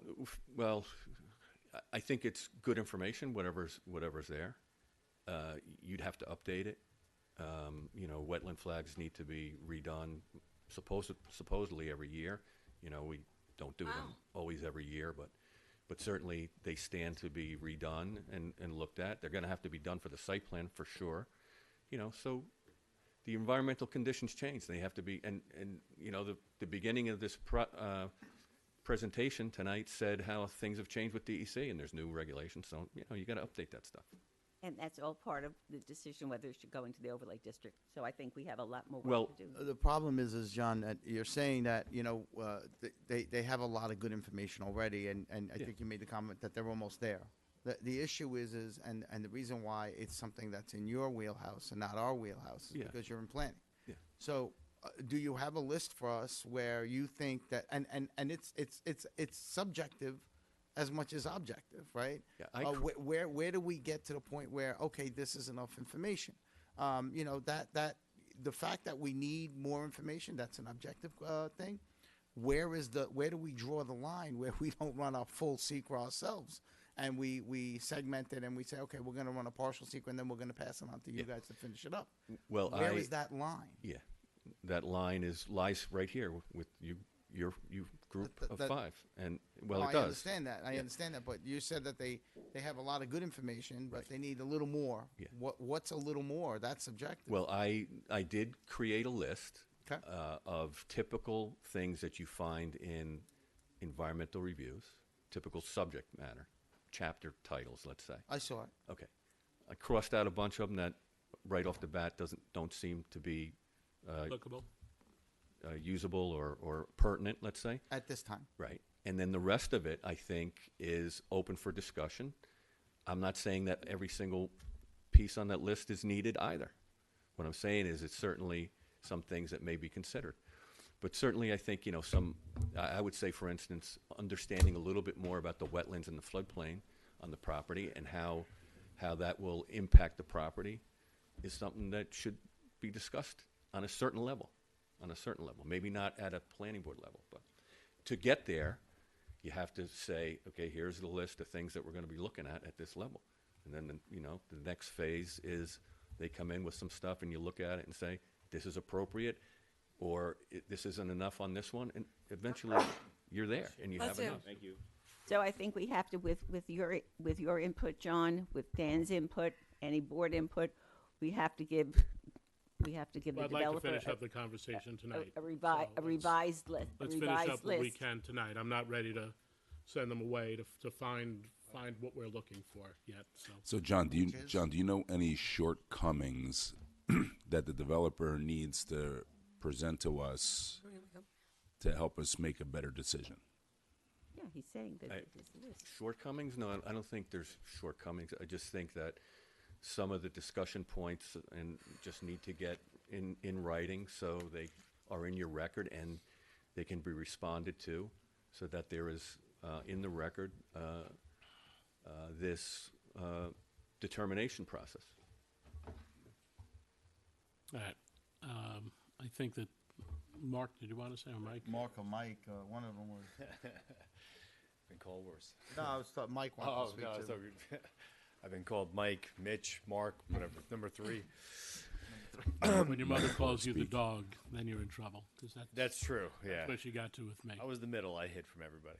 But I think what we're looking at here is, I agree with Mr. Tigger and I disagree with Mr. Tigger in part. I think what we're talking about, when the court upheld this board's adoption of the overlay law, it stated that when you have the overlay, it doesn't necessarily, you're not approving a project. What you're doing is you're creating the opportunity for a project to come forward. And that actually, the way you have done this, the way the town has structured their law, you actually create a more robust opportunity for environmental review. Because when you do the overlay expansion, like we're asking you, right, with information related to the EAF, all you're doing is we don't automatically go to site plan. We come back to you for approval, and then we go to an independent, starting from scratch, site plan review with the planning board, with a full environmental review from the planning board. I think that if we have to stop now and do a site-specific study of the project specifics, it's going to imperil the project. Because we have to come back and do that whole site-specific EAF site plan review with the planning board. That's going to take months. So I think we have to really draw this fine line here with how much information you already have. I get it if you want to refine some information, but I think we need to refocus on what's happening here. It's a rezoning to an extent. I disagree that it's a full rezoning like the project that just came before you. It's actually just an eligibility boundary. We're rezoning a boundary. You're amending a boundary where we have to come in and approve our eligibility for zoning incentives, right, that are in the overlay zone. And then we start from scratch with the planning board. So I just think that I want to go back and reiterate the position that we have put on the record, that this action is in no way precludes the full review from the planning board, and that a site-specific, drilling down on a site-specific site plan review type of environmental review right now is duplicative, and I don't think it's what the court had upheld. The court upheld the adoption of the overlay as the opportunity to then go under a robust review to use the incentives that the law provides.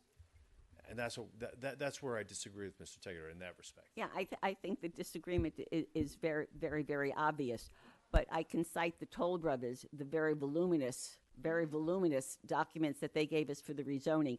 And when it goes to the planning board is not going to say, now you have to do a seeker, okay? No. Different process.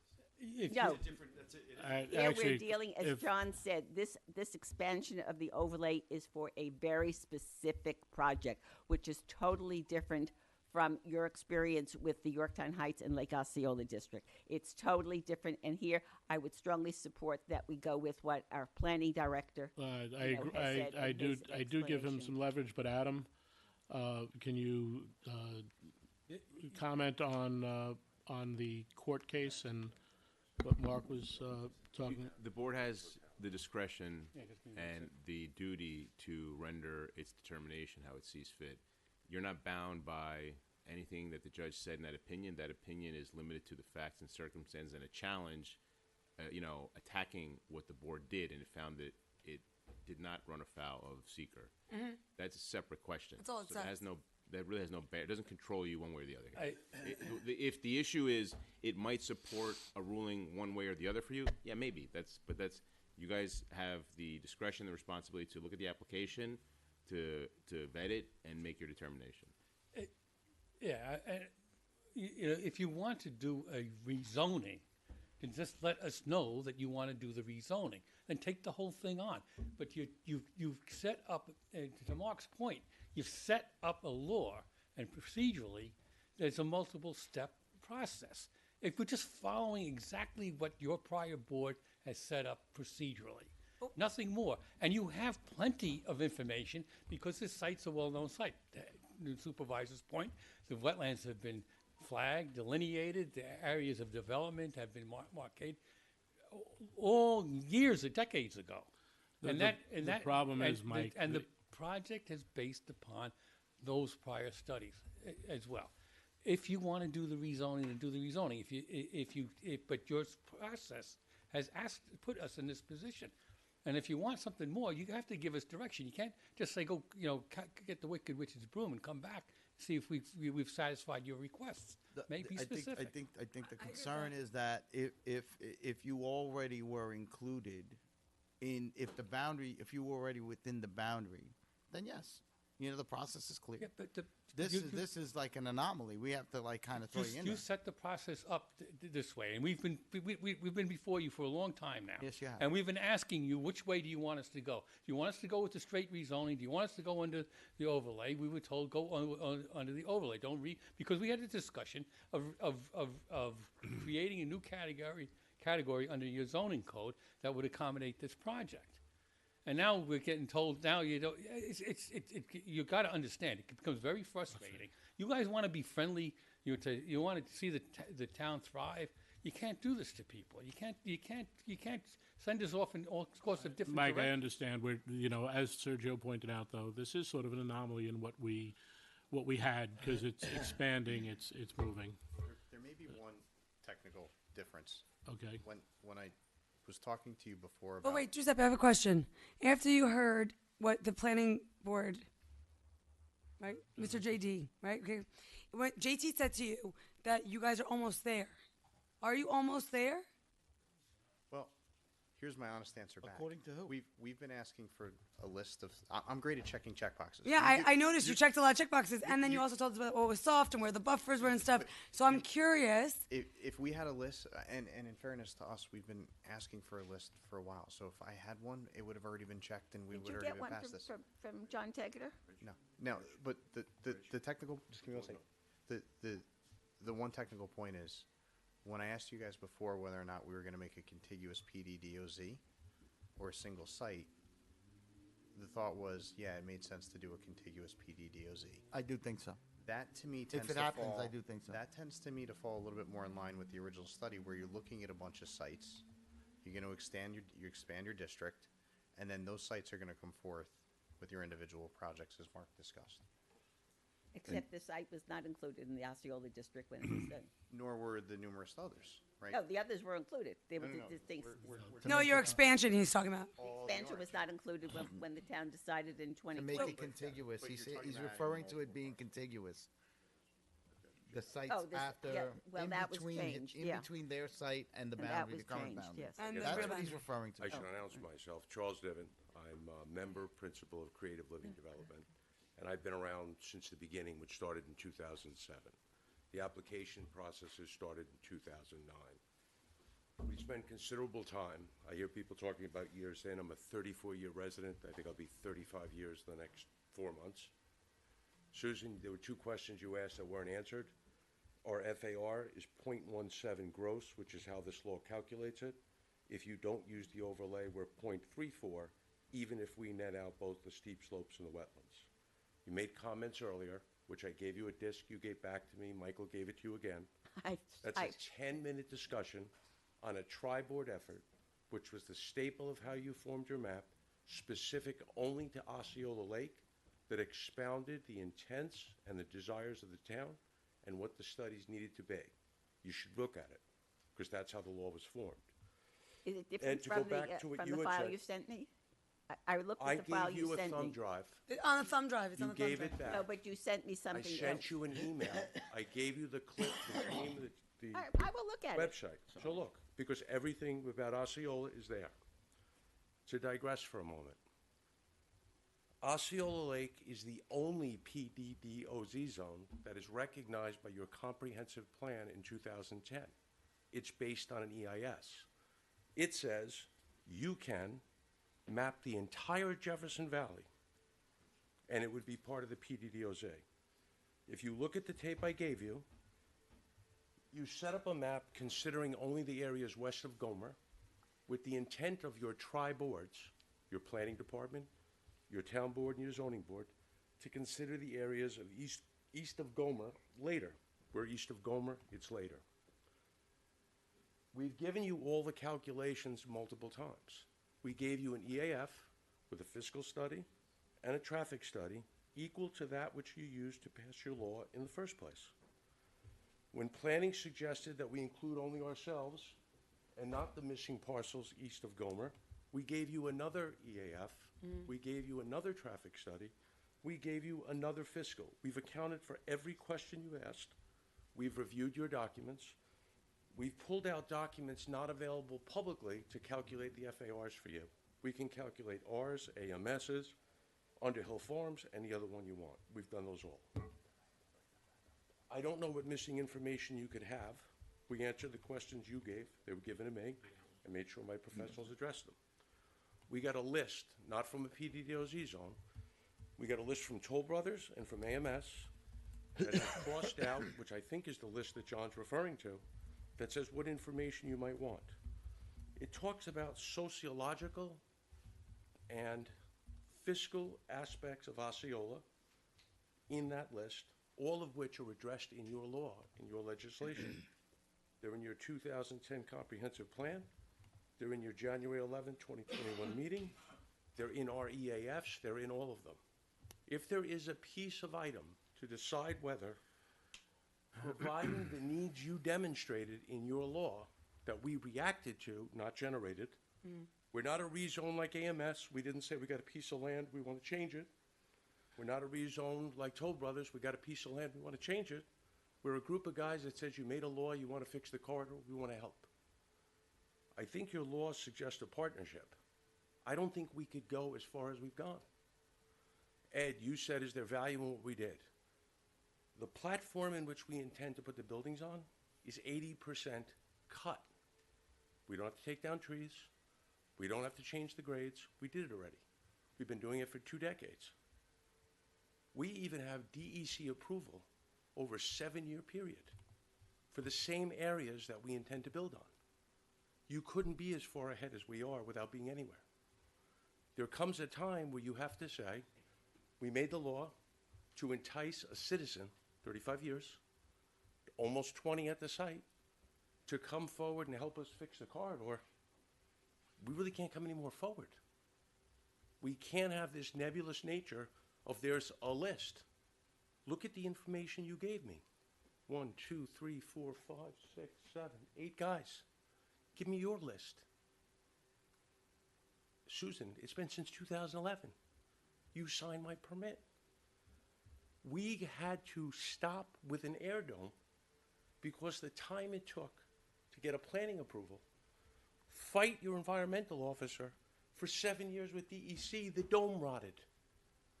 With The idea violations of of some of your, PDOZ with zone- some of your permits, you're forgetting The that. idea of a PDDOZ zone is to move quickly. Listening to you, there was a time when a kerosene lantern was cheaper than switching on a light bulb. If we stood there, where would we be? There was a time where people didn't want to buy automobiles. They want to have horses. Now, how many acres do you need to have a horse? You can't stand still. You decided we need multifamily homes here. We're the only ones that can give them to you. It's time not for excuses. It's time to act on your own legislation. Thanks, CJ. I hate to prolong this discussion. I just want to bring up just 2 points of the many you cited. One, you keep citing the comprehensive plan. It's true that the concept of overlay districts are mentioned in the comprehensive plan. But if you read the comprehensive plan, it said for a residential, for a mixed use type of an overlay district, it should respect the zoning of the underlying district. That was not done it was not done for the Soundview property, and it's not done here. If you kept to the R180, and I'm not saying keep to R180. I'm just saying you could read the comprehensive plan any way you want. You mentioned the FAR, which is probably above the head of most people, but I have fundamental issues with the overlay law, with that FAR calculation, because it is not consistent with our zoning code that says when you have a multifamily district, you have to subtract out the wetlands, and the overlay district does not subtract out the wetlands, and you have significant wetlands on your site, so that would affect the FAR. No more discussion about that, but those are just 2 other additional issues. Susan, I don't think we could change the law midstream on an applicant. No, and I think I did advise the board that I did have some One- concerns about changing the overlay. I'm not going to bring those We up don't, now. we don't Yeah. need to have, we don't need to have a discussion because I gave you a thumb drive and I gave you a package with all of the exhibits from your planning department by affidavit telling you what the intent of your comprehensive plan was, how it relates to the PDDOZ zone, and it's exactly the proposal we made to you. And the PDD zone, as approved, does not reflect what's in the comprehensive It plan. was Let's not go, it's Over- getting well, late. Let's not make comments to the general public that are partially accurate and that cause other people time, because time is precious. And I don't, Ability overlay. and I do not think it's appropriate to make a comment and not give the applicant an opportunity to respond. Fine, okay, let's go. your- I will look at my Your list that I planning- submitted let me to answer you a your while question. back. Let me answer your question. Your planner said, we are going to overlay flexibility to achieve changes in the dynamics that currently exist. Single-family homes are not what we need right now. We need multifamily homes. We need density in order to meet the new generation that doesn't believe in a single-family house, who prefers an apartment or a condominium. I agree. We're not going to get rid of the underlying zone. We're going to enhance it by allowing flexibility of 60% more than what the underlying zoning would go. You seem to represent that we're throwing zoning out the window. I suggest you read the work of the professionals in planning who have defined it for you, because you're making statements to the general public that are not accurate. And it's unfair to the people who pay taxes here that you do that. I am not opposed to multifamily housing and would not be opposed to rezoning this property for some type of multifamily housing. Let's just get that straight. It's not. Let's just set the record straight. All I'm saying is that when this comprehensive plan is cited for justifying overlay zones, and I have no problem with the concept of the overlay zone. I'm just saying, if you read the comprehensive plan, it says when you have a mixed-use overlay zone, it should respect the underlying zone. I'm not going to raise that issue now, but I'm just saying you can read whatever you want in the comprehensive plan. So use all of your other reasons for an approach. Let me answer what you said. Move it to you. I am not giving you my opinion. I'm citing to you your own law. You are a member of a board that's adopted a law and has a responsibility to uphold it. You are questioning the legislation that you are bound to stand up for. Oh, I had questions And you're when it was saying approved. it in a way that's misleading. I quoted the law accurately. Did I say anything about your zoning law that's inaccurate? No, I have. Then let's stop right there. Let's Thank just you. stop and go on. We're not getting any place. I will review the list of additional questions that I submitted way back, I don't know when, and I will see, and I will also ask for John, I think that There's someone else. I submitted a list. I will ask to see John's list because I don't remember if I ever saw John's list. And then we'll get back to you and say, these are the 3, these are the 5, these are the 6 issues that I as a councilwoman need more information on before I pass this. That's all. That's all I'm saying. I'll just let you know which information I guess I we've need. been at this for 2 hours now. We've had this exercise over and over and over again, and it's getting tiresome because it's a broken record at this point. Can we just please have a path forward on this? If you're going to consider, just tell us whether you're going to consider the expansion of the district. If you are, what is the information that you need now? What you think is adequate for that to happen? If it's going to be an EIS, it's going to be an EIF with supplements. If I don't think anybody thoroughly reviewed what's been in front of you, because some of your questions reflect that has not been done. Because there has been a lot of information in front of you. There's much more information than is adequate. It is much more than adequate for the action that we're asking you to take. So please, you got to roll up your sleeves and take a look at it. You know what? We used to do work sessions where we would be sitting at the table and we'd go through things line on line. We'd all roll up our sleeves and we'd be sitting in front of each other. We'd have the discussion. We'd know where we're moving. We got this over and over. Every time we come before you, it's hours of the same exact discussion. And we're not getting anywhere. Please, I beg of you, this is a project I don't think you want to lose. I think it's and I think experience tells you that delay is death, that you end up, you have an opportunity, the first opportunity in decades in this corridor to do something really, really powerfully good for the town.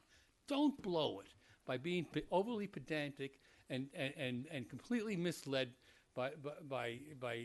So I will, thank you, Michael. I will ask my board, get me all of your questions by Friday. Monday, not Monday, Tuesday, John, if we could sit down, we will go through everything the board has. We will compile. We will get a list out. And, as I said, I want to look at some of the older stuff still, too, to make sure what's applicable.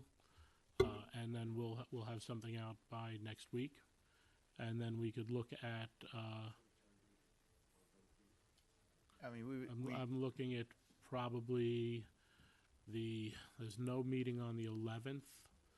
Is the 18th, is the 18th a work session? 18th is a regular town board meeting, and we already have one public hearing on that night already. And if you do the 4-way stops tonight, that would put 2. I don't think we should make them wait that long. Nope. The 4th, I think we have. I can't see a lot of questions that. My 4-way stop will be quick. Trust me. Right. So I will not sit here for 2 hours over a 4-way stop sign.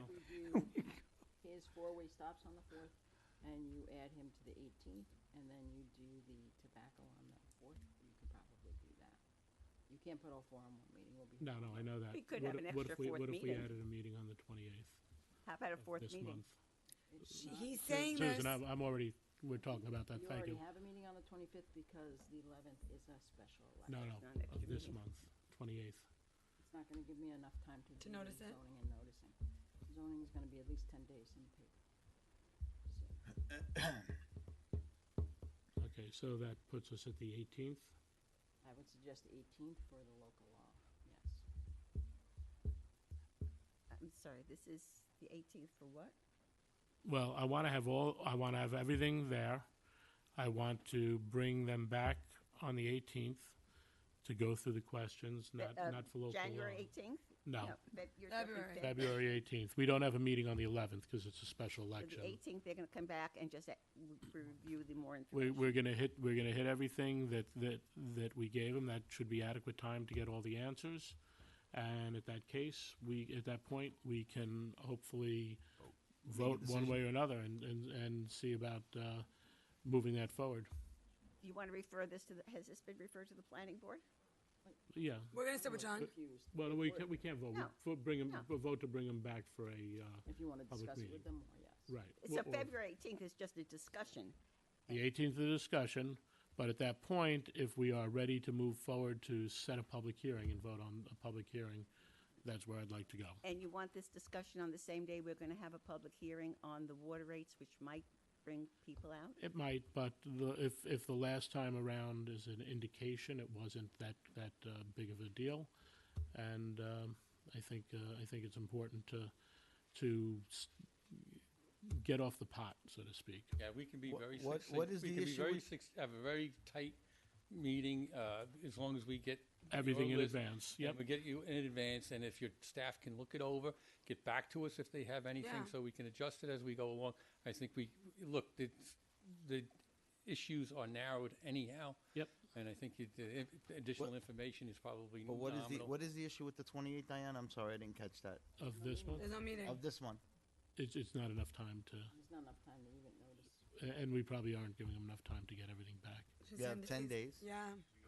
Even if it's just a work session that, I Can- know zoning. They're just Can having we a do it, can we do it this way? A Can you give, discussion can is you different. tentatively, If can you're you doing definitely a set it local for the 18th, tentatively set it for the 28th if we get everything back?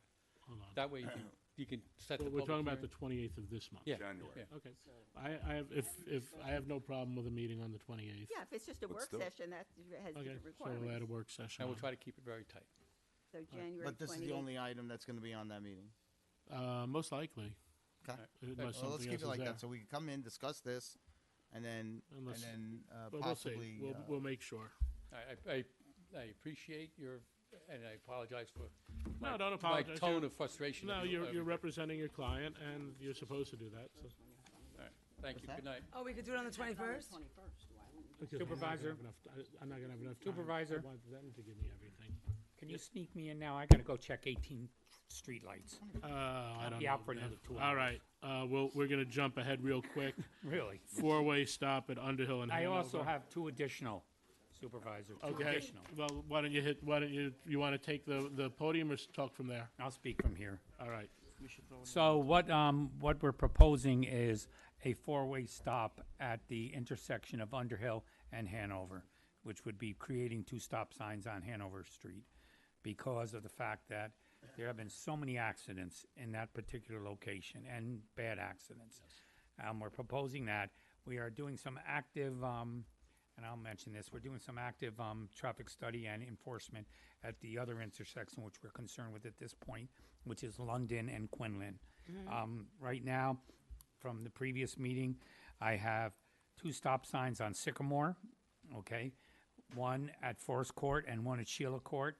And I have a stop sign at Colonial Street at Granite Springs Road. There is one at Colonial Street or Waverly Street. So those are and I don't see any problems with those, so. So what are you gonna do at Quinlan and London? Great. Quinlan and London, we London. are doing some active enforcement and study. Oh, okay. Because that too is a problematic intersection, but stop signs are not meant to control speed. Stop signs are for specific purposes. The reason the stop signs go into Colonial and Grand Springs Road is because as you pull out of Colonial, look to the left, there's a giant bunch of bushes there that obfuscate the sight line. So the stop sign, you don't roll into a road where people are doing 40 miles an hour. They're both intersections that I use, Right. that's why I'm questioning Okay. it. Okay. Pardon my Okay, bad. we're good, Diana? Okay, thank you, guys, appreciate it. Thank you for all your stops. Thank you for no snow. Tonight I'm going to see if we have the 10 streetlights that I had written up 2 months ago. We removed 6. Just to clarify, are you going to have the town attorney write up those local laws for Yes. you? Would you do that for me? Certainly. Thank you. So that we can put it on to host the public hearing hopefully on the 4th of February. If Thank it's you all. as ready. Appreciate it. Bye, Dave. Bye, Dave. It's been fun. Thanks, Dave. Well, not really that much fun, but Ed, Keep up the good work. Dave. I've had fun. But Love the yellow hat.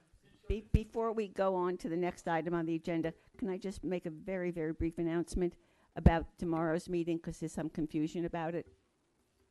All right. Sure.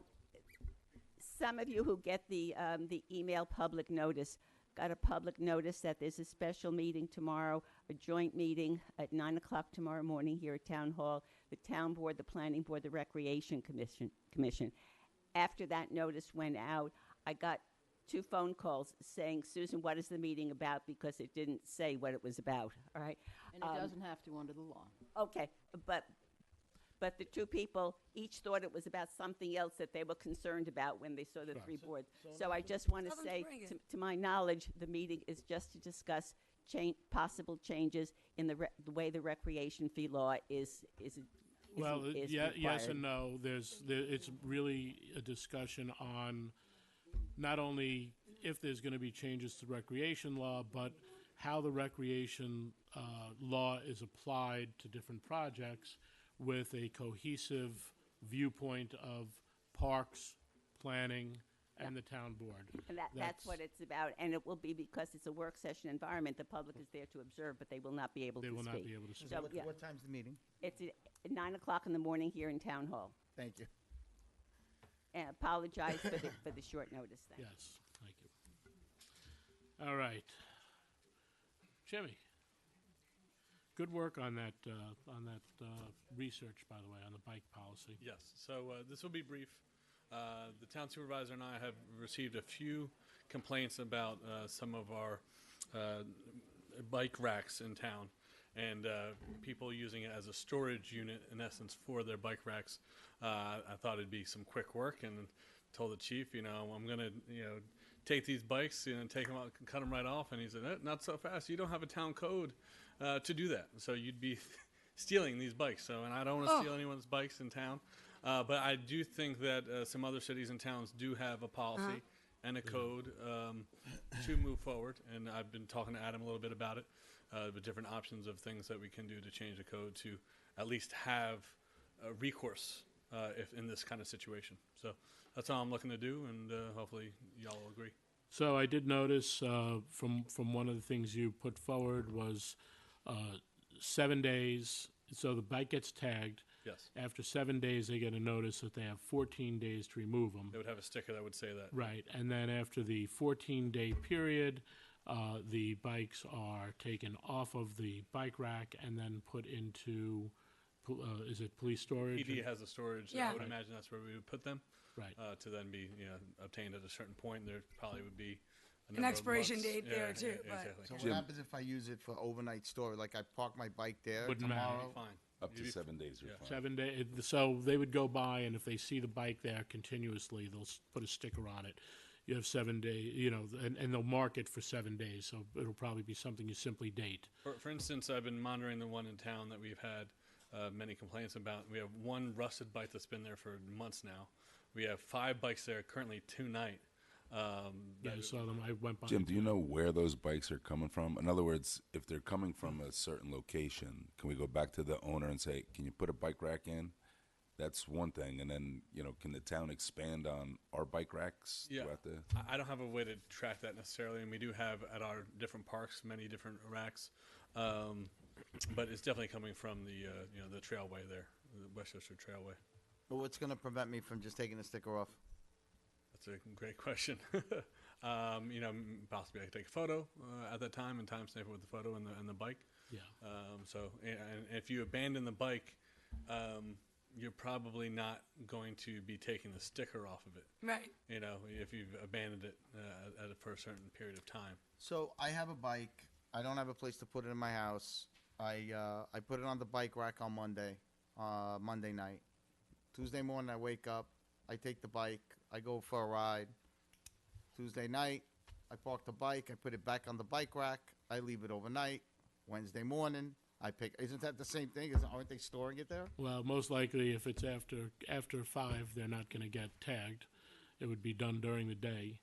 But I think the problem is that these bikes aren't moving. Yes. They aren't? They are not. They have been there. not. They I have don't been have there. recourse. One is rusted. They're flat tires, missing pedals, missing Okay. seats. Yeah. And we have people who ride the trail, want to stop and maybe go to Trailside or go to Giuseppe's and lock up their bike and not necessarily bike around and leave it at the store where there's nowhere to put it. Right. Guys, I think we're talking about bikes that are like sitting still for like a really long time. Like maybe the chain's off, maybe they forgot, maybe they moved, maybe they got a new one from Santa and they just decided to leave that one there. Right. It's more like It's reasonable, right? there's a few of them that have been around. Like you could almost plant flowers around them. They've been around for so long. So, Jim, do me a favor. In your story, Sergio, it's nice. You want people to be utilizing. And that's nice. And they're moving. I just didn't know what the intent of the policy would be, but I think that's a good intent. You're getting rid of the old stuff. So anybody Stuff who, that's who decaying. rotates their bike, Okay. park it somewhere different every day. That's fair. Yeah, it's just getting rid of the eyesores. So, Just- Jim, if you could work with Adam on a law that we could get circulated and put out for referral, that would be great. Make sure the board is included, so if there are any comments. And then, do we want to wait till he has something? You want to wait till he has something before we, You should have the local law before. yeah. Yeah, of course. So, I think Susan has if you get it for Good next question. meeting, that would be Yeah. great. Susan? would- Other laws that involve the police storing items, is there a fee associated with it, with the storage? Not that I know of. There may be. I'd have to do more research on that, Susan. Usually it's with the towing company. If a car Yeah. is towed and held, I don't think We wouldn't be towing. if they take a vehicle in on their own and it goes into the police department, I do not think there's a fee. It's only if you tow me and I have to go to a tow yard, then there's a Like if I whole, put a pro- boot or whole something. process. I don't think I need to. Reasonable. I don't think we need to charge a fee to a 10-year-old kid. That's it. Honestly, I would, if you go out there, Jim, I would just maybe put a little sticker on it with a note and say, hey, please call Parks and Rec. Let me know where you live. Because if 5 of them live in the same If they live in the complex or apartment something like complex and that, it's a lack of we can bike, go we could- to the yeah. owner and say, hey, look, can you put a bike rack out there? No, You know what I mean? And then it's on their property. It's they're just storing it there because they have no place to store it. So I think we should hire Dan to go get the bikes. We could call him the Repo Man. Repo Dan. Repo Man Dan?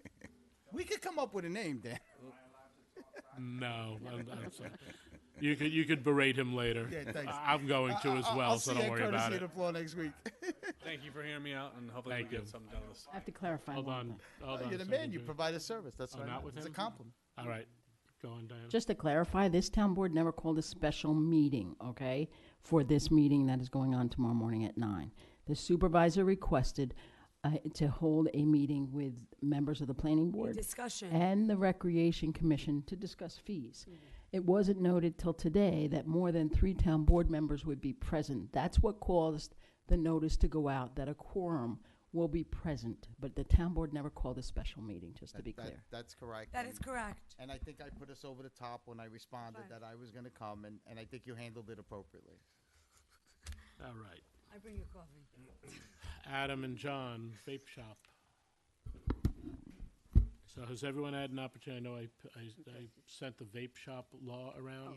Yes. Has everyone had the please. opportunity to take a look at it? Yeah, I have a question on that. Thank you for getting this taken care of. I'd like to know the rationale for putting this as a special, a new article to the zoning code, when it turns out that we have a chapter 90 called smoking, right? Because vape. That regulates smoking in town buildings. So we're going to have one code, chapter 90, that's going to talk about something on smoking, and then we're going to have something in the zoning code, which just makes I mean, it's different. It's like when we used to go to the airport. Please. Smoke in the airport. So, I would- so Could they be together? I would just request that we send it to general code and ask them where we should put it in our code, since they're in the process of doing a codification. It has to go That's in the fine. zoning code but because you're regulating zoning. Yeah, Yeah. it's actually what Not gonna can go be anywhere placed else. where. That's why it's Sorry. there. But this controls the sale. This controls. not where you're how does it smoking. control zoning? It defines what's a permitted What's use. permitted use? To sell, Makes sense It's to a me. zoning law, so not to use. it has nothing to do with prohibiting smoking in a building. It is the zoning distances required from schools, from places Okay, of I understand children's that's why activity. it's zoning. It just, because one of the issues that I discovered with the recreation fee law that we'll deal with tomorrow is that there are different codes that they deal with it, and that just leads to confusion, to difficulty of understanding what the rules are. Well, if I'm going to be opening a smoke vape shop, I'm not going to look at the no smoking regulations for the town, because those are not related to what it is. So Yeah, it's got to be in chapter 300. Okay, Diana, this is either a legal question for you, Adam, or for Diana for general code. Is there any way that the smoking chapter can have some kind of explanation that there are additional provisions in the zoning code? I don't know, I'm just asking. You could amend it if you want. I think look, anyone who's looking at these types of issues goes to the zoning code, which is why that's where it needs to be. But if you wanted to amend chapter 90 to say, Go look at zoning. go look at Oh, it would zoning. have to be amended, though, I don't. Yeah, no, I- you'd that have would be to- too you'd have much. to- Yeah, that's not necessary, okay, I just. And then you're just in a loop, yeah. Wait, So- can we discuss the actual? yes, Okay. sure. That'd be great. So, I guess I'm up. Yeah, I want it. Okay, so. all right. Well, I don't know. I don't understand. I know that when we talked about vape shops, we were talking about an all-out ban. This is not that.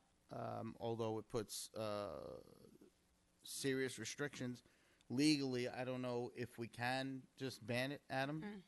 I think that was part of our discussion several months ago, that you can't really totally ban something like that, but you can limit its existence, I guess. And I think that's the point of this. Is that right? Yeah, I think that's the point. You're setting a reasonable perimeter around certain areas that you don't want these types of operations to be conducted. But is it possible to say, other than the existing ones, which I think there's two in Yorktown? One. I'm talking strictly vape shops right now, that we ain't permitting anymore. Is it possible to pass a law that says that? The problem is they're not only vape. They're vape, they're e-cigarettes, they're tobacco, they are head shop paraphernalia, they are rolling papers, you name it, it's in there. So the problem is that it's not a cut and dry, hey, don't sell vape, because there are all the other things that are involved with it. So, and they're all under the same licensing through New York State. So the original question still survives, right?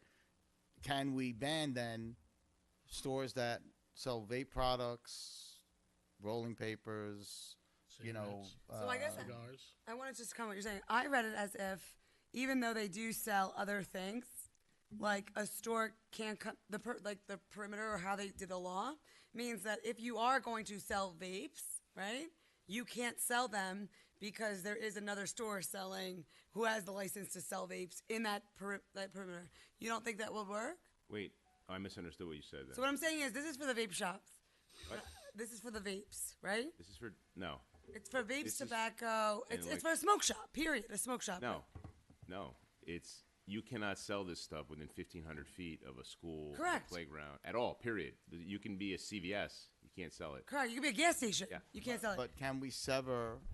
Are these combined because, as Ed said, it's like a state thing, or can we sever tobacco products from, vape paraphernalia and all the other products? So cigars and cigarettes, because I guess there's so many places that are already doing that. But You want leave tobacco that alone, sold but with, sever the two products or the three products. Cigars and cigarettes is something separate, because we never really discussed cigars and cigarettes when we talked about the vape law moratorium. We spoke about vape shops and everything that's involved in a vape shop, and I think that was the original discussion. So now I see this law, and we threw in tobacco products as well. Is that because we can't sever it because of some licensing if issue? you're or- saying you want to change the law to allow the sale of tobacco within the 1,500 feet of a school, No. we can do that. No, I'm saying I want to ban vape shops from popping up. So we want to ban. You want to so- ban more Any smoke place. shops. So, It's so a separate Adam, issue. So let's just say one of the gas stations is allowed to sell tobacco, vape, that stuff now, and it's outside the 1,500 square or the 1,500 feet. Now, that gas station goes defunct. What they still have the C store there. Can they just Like, is it grandfathered in? They're grandfathered in. Can they just become a vape paraphernalia store? Can they do that? Become? You're saying they continue already to are. operate. They continue to operate. Yeah, my point is so they get rid of all the candies and all the and they just become If a it's head shop. outside the 1,500 feet and they Yeah. continue to operate, yeah, they can continue to operate. Okay, so Well, under the law right now, the way it is, yeah. I mean, I don't know that you'd be able legally. You wouldn't be able to Pull it. pull it at this No. point. Yeah, All right, you can't. I mean, if it's My in question still existence, hasn't been answered. you can't. I'm trying to help you. Yeah, no, I know. Sergio's I don't question- think it's illegal to ban completely the process of having smoke shops. It's just like it's not legal to ban, like, people selling marijuana from certain dispensaries. It is up to us to decide that we are not welcoming dispensaries in our code. We've already decided Which we've that. done. So here, what we're doing is we're limiting we're giving more hoops, so it's difficult to put a vape shop in Yorktown because we have a lot of schools and kid recreations or whatever I was saying last time, and now we're making the perimeter of where you can put them more difficult. But to say that we are going to absolutely not sell any tobacco, I mean, listen, at some point you got to say no to the stuff that's going to be addictive.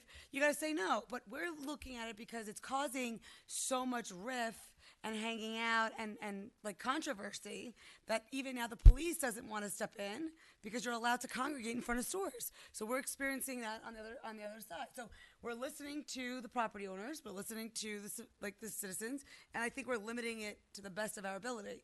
But to say we could just say no, you can't do that. So the reason this came up. Why not? Well, the reason. I don't the think reason, you can't tell somebody how not to open something. May I? Yes. Thank you. The reason this came up is because they were opening a vape shop right next door to a dance studio, and then they got caught selling marijuana out of that said vape shop.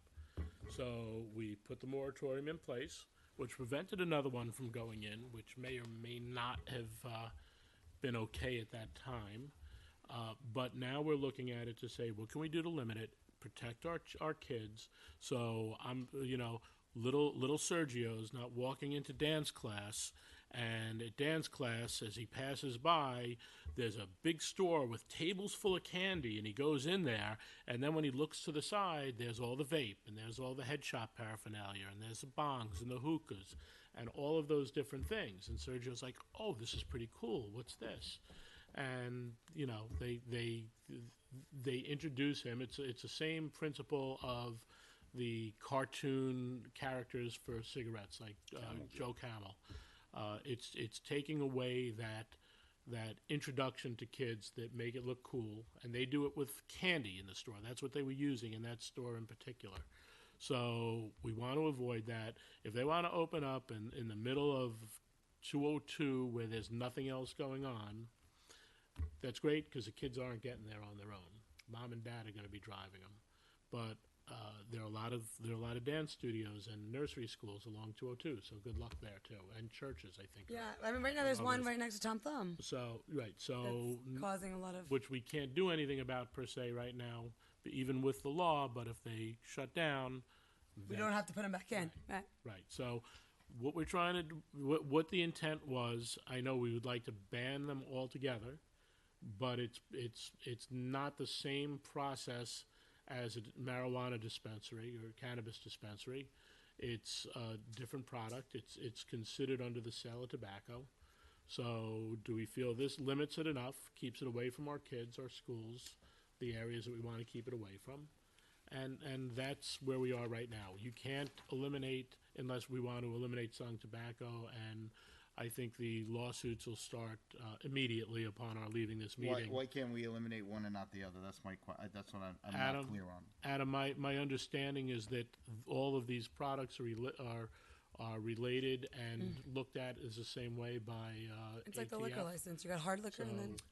So if I want to ban cigarettes, or if I want to ban e-cigarettes, I have to ban tobacco cigarettes. Mm-hmm.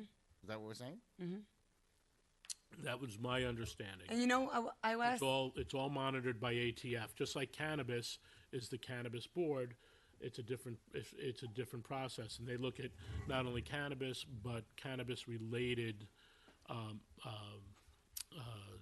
things like gummies, and any type of So, cannabis. Sergio, I'd say the only problem I have with this is that these types of head shops and vape shops seemingly, okay, invite illegal stuff. I mean, I can't tell you how many there's vape already- shops sell pot There are already laws on the books. illegally. They're not even licensed to sell There are pot. already laws on the books that allow us to go in and shut those places down. and not offer them. I know that, and What's and that? you know what? The That's it. state has about 15 people that No, go they- No, we can do it. They actually changed the law so our people could close it down, and we have that case in point with the ones selling marijuana. They lost their occupancy based on it. Right, but we did that to the building department, not to the state. Right, but Right. just to Adam, which is Sergio's fine. point, I looked at it as well because I have a lot of friends in the Mount Kisco town, like all of North Castle and whatnot, and they're saying like a lot of their gas stations are struggling because there's so many smoke shops popping up, and the mini marts rely on the cigarette sales and whatnot. But now you can walk into a smoke shop and it's like cigarettes to your right, vapes to the left. So I said, why isn't this held as like a liquor license? For a liquor license, you can get a beer and wine, or you can get a hard liquor. This one's not like that. But I don't see gas stations. I mean, I'm sure there's a gas station or two out there, or maybe even 3 or 4 or even more.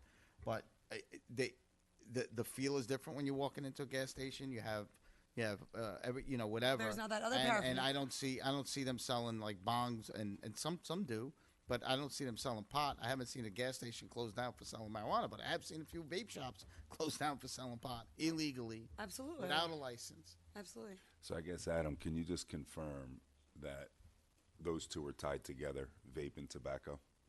Because if they're not tied together, Well, I think they're often regulated together. I don't know that that's you couldn't. we just need to confirm that because I think The state because control it, doesn't the state Yeah, have no, to I think that's control it? right. They're Who generally puts them all they're generally in one regulated category, together. Which, All right, you know, so we'll confirm that. So let's move on with the discussion of this. So this way we don't hold it up and postpone it for another. So we're looking at what we say, 1,500 feet. Yeah.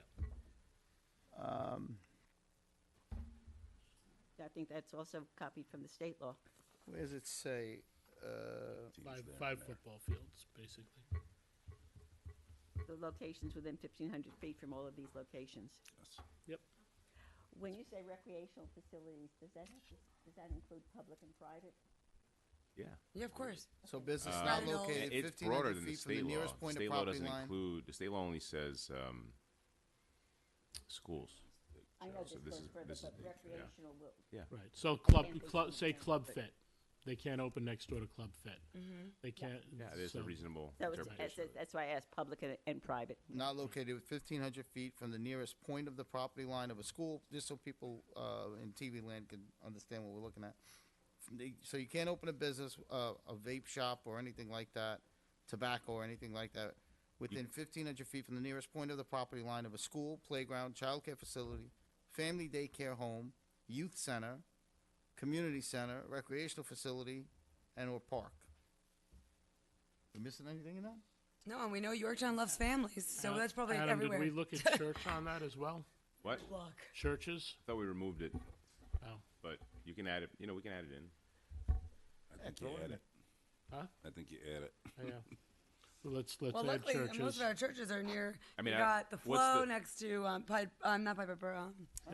Well, no, like, the red. I guess I won't be opening that vape shop in my garage because I'm too close to Too St. close to Pat's. St. Pat's. I'm And, just saying and there's- this also exempts or grandfathers in any existing Yes. shop. Yeah, it would be illegal to. Yeah, To do that. can't do that. Okay. Adam, I think you did a great job. All right. Right. And then there's the second part about the advertising. Don't worry about it. Yes, no advertising in the windows. And matter of fact, that's actually state law. We had to send someone over to. Jason went over to the shop over in Mohegan Lake. To take it and off. had Well, them we made it. pull- I made it. It's broader than state law right now Okay, because it applies to not just schools. right. So exactly. Well, the whole law goes further than schools, and And the advertisement. because in reality we have a lot of those after-school activity places, dance studios, music studios, and that's important. And you'll add churches to the advertising section also. Yeah. And the advertising applies to even existing shops. Yes. Yep. Yeah. That does. Can we put something in there where we say something like where, 15% of your stuff that you're selling, it cannot be drug paraphernalia, not more than. Well, Because here's what's going to happen: the gas art- stations are going to be like, "Hey, you know what? I'm grandfathered in. Let me stock my shelves." Just like Pat said. So here's the argument. Oh, bongs are made for tobacco. Hookahs are made for tobacco. Rolling papers are made for people who want to roll their own cigarettes. That's how they've gotten away with it for decades. I remember, walking into the little stationery store on Tuckahoe Road in Yonkers when I was in Aleph the You first bought a year. pack of Easy Wider? The first year of Hebrew school, and seeing the pack of bamboo sitting there, saying, "What the hell is that? Why are they selling bamboo? It grows in the jungle." So you're a bamboo guy or I am Easy not. Wider? I don't use any of them. Me neither. So, all right. so I still vividly remember that, and that was, 1972. Shall we ask Susan which one? Right. Susan, bamboo or Easy Wider? What do you think? I don't have to tell you. We're just No adding denial. I like no that, denial. Susan. I like that. So We're just adding churches. just add the churches. Is that good? Because maybe we could have a vote to refer this out Yes, with that change. I Okay. make a motion. Do I have a second? Second. All in favor? Aye. And Diane, I sent you And the I think revised. I Patrick just is sent in you the favor. revised We'll right now. get it from him. But Adam, you will get me back that information, right? About the Como se llama? What were we Sure. talking about? Okay, thank you. All right, so I have a few. We're going to move on to our resolutions. You might want to take some separately because I do have some comments on some of them. All right, let me know as we come up on them, Okay. Susan. Accept the retirement letter received from David Dougherty from the Refuse and Recycling Department, effective February 22nd, 2025. Good luck to you, David. Thank you for your years of service with the town. We're going to appoint Jonathan Stock to the position of labor in the sewer department. Congratulations, John. Yes, congratulations on moving from a part-time to a full-time, and some great rave reviews about you. We are going to appoint Robert DeAngelis as a member of the Climate Smart Communities Task Force for a term expiring on December 31st, 2026. Appoint Robert Waterhouse as a member of the Planning Board for a term expiring on December 31st, 2029, and Robert is moving up from the alternate position to the main planning board.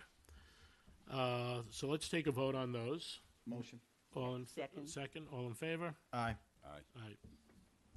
Aye. Patrick, how did you vote on moving the vape law out for referral? I won't for it. Okay. So 100%. There you go. All right. From the assessor's office, authorized tax certiorari proceedings for the parcel known as Section 37.15, Block 1, Lot 34, located at 1974 Maple Hill Street. So they went through a tax certiorari proceeding. The numbers, just for the record, $11,373.84 refunded by the town. This is over 4 years. The schools would be $56,648.73, and the county $82,78.77.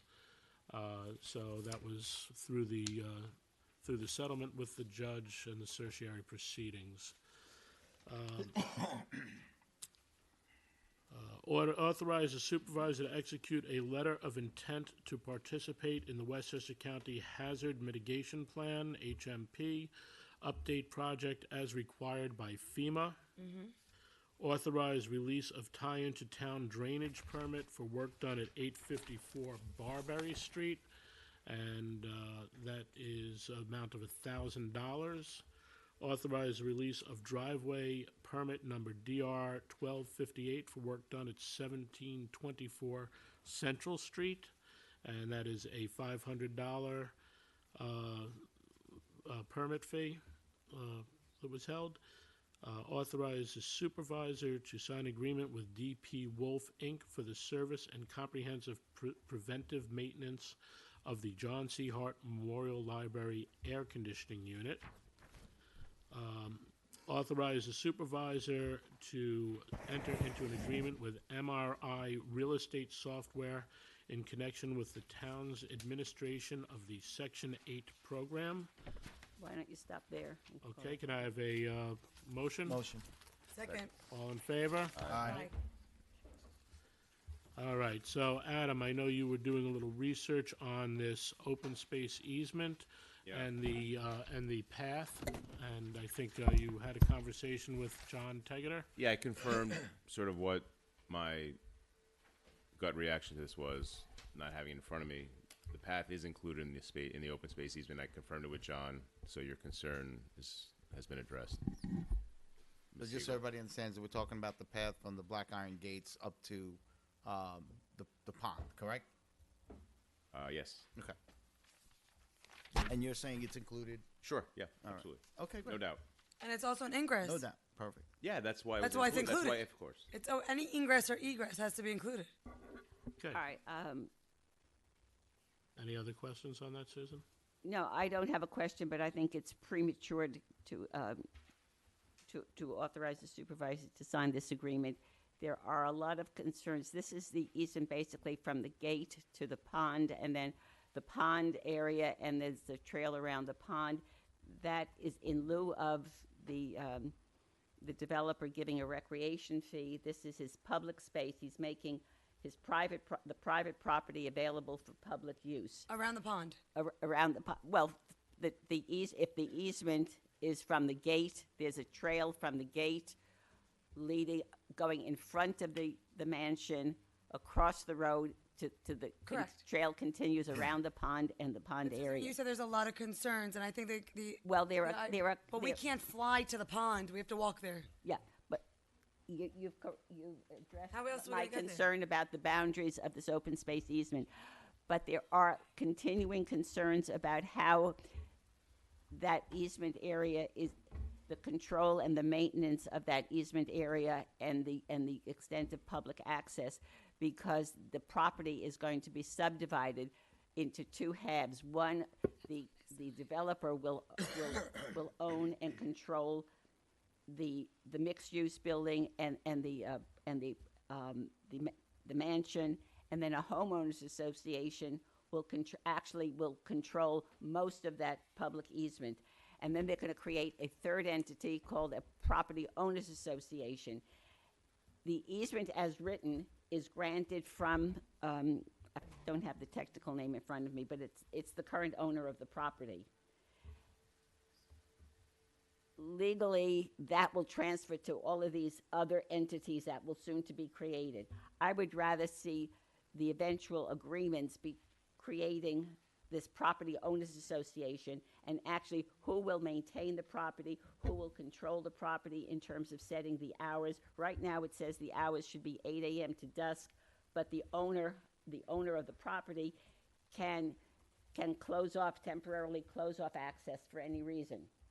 I would like the Recreation Commission, I'm sorry because of the hour, probably Jim Martirano and that's Talbot left, but I'd like them to have a chance to look at this easement and see if it satisfies their concern for public access before this board authorizes the supervisor to sign it. But what is that going to matter if somebody puts a gate up and says, oh, it's not functioning today?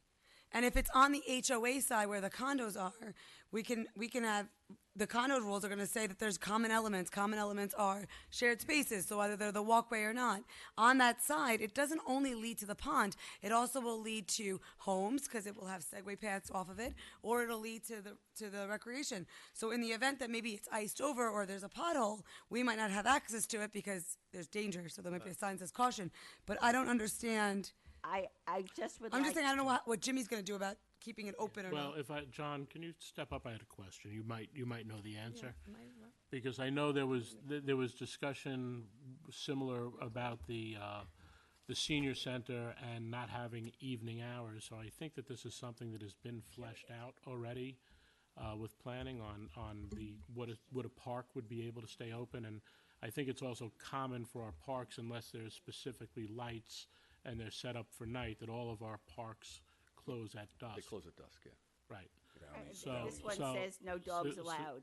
I don't own dogs, I'm not concerned about that, but some of our parks do allow dogs, some parks Yeah, our don't. parks sometimes say you have to have your dog on a leash. So and people don't do the other that, the so- other question I have, John, the other thing that question that I have, once an easement is in place, whoever owns that property is bound by the easement, correct? That's my belief, yes. Adam? Yes. That's what I'm But it's saying.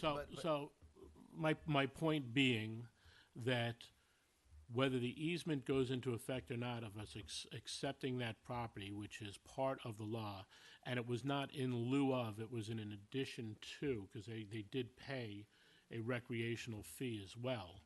So the law allows for that open space, or actually requires that open space to be one of the first options, if I'm not mistaken. First options. One of the first options in what we take, the recreational space is a preferred. Yeah, you you make a determination whether there's the project creates demand, then whether or not they can provide area on their property to provide and satisfy the demand, and if not, then you move to the payment in lieu. Correct. That's And, all. and you do that according to a formula. But just going back to what Susan had said about the subdivision, we're talking about, just not to conflate the two, because I think that's what's happening. We have the subject of the easement, which is in front of us tonight. And then there's going to be, at some point, the subject of the subdivision, which will be in front of the planning board. As a matter of fact, it was discussed, I believe, the Monday night, last night. Of where that all goes. And so they're two separate issues, and how the subdivision gets mapped out, let's say, in the boundaries of the subdivision, and where this easement falls into those new boundaries is something that's going to be a discussion with the planning board. But the idea is that, and I've asked the town attorney on several times, and I use the term survivability. This easement will survive any subdivision, just like this easement will survive if they sell the property, or if a new homeowners association. Doesn't matter. You could dissolve your homeowners association, come up with a brand new name. This easement is going to survive that, and they're still going to be bound by that. Is that accurate, Adam? Yes. And I will point So out. they're two separate issues. Yeah. We can vote on this one. And I'll point out one other point of contention in the world, which is there are some pieces of property that are attached to, matter of fact, near where you live, Susan, Bogdadoff Pond, which was never put into it was never accepted and never put into the homeowners association, So and who takes now, care of it? right. So who takes care of it? No one's claiming Right. That's what I'm saying. So I think it's imperative that all of this be put into effect before something slips away and someone is like, well, we never accepted it. The town board never accepted it. It was never given to us, never deeded, never put into the offerings, and we have another junk pond sitting there. Not that I think that would happen, because it's in their interest to keep it open, because it's one of their main, unlike Bogdadoff Pond, which is just It's not draining really. retention. Right, this is actually an totally attraction different. that But they're looking still. for. I just want to be clear. Is for public access, and that's why two things. One, I think, just out of common courtesy, that the rec commission should have a chance to take a look at it. I don't see. The rec commission has no say I in know the it has no easements. official say. And well, then it's No, then they'd it's be maintaining then it. it's a waste of time. So my recommendation, as this is why we put it on here, is we can have a vote on it.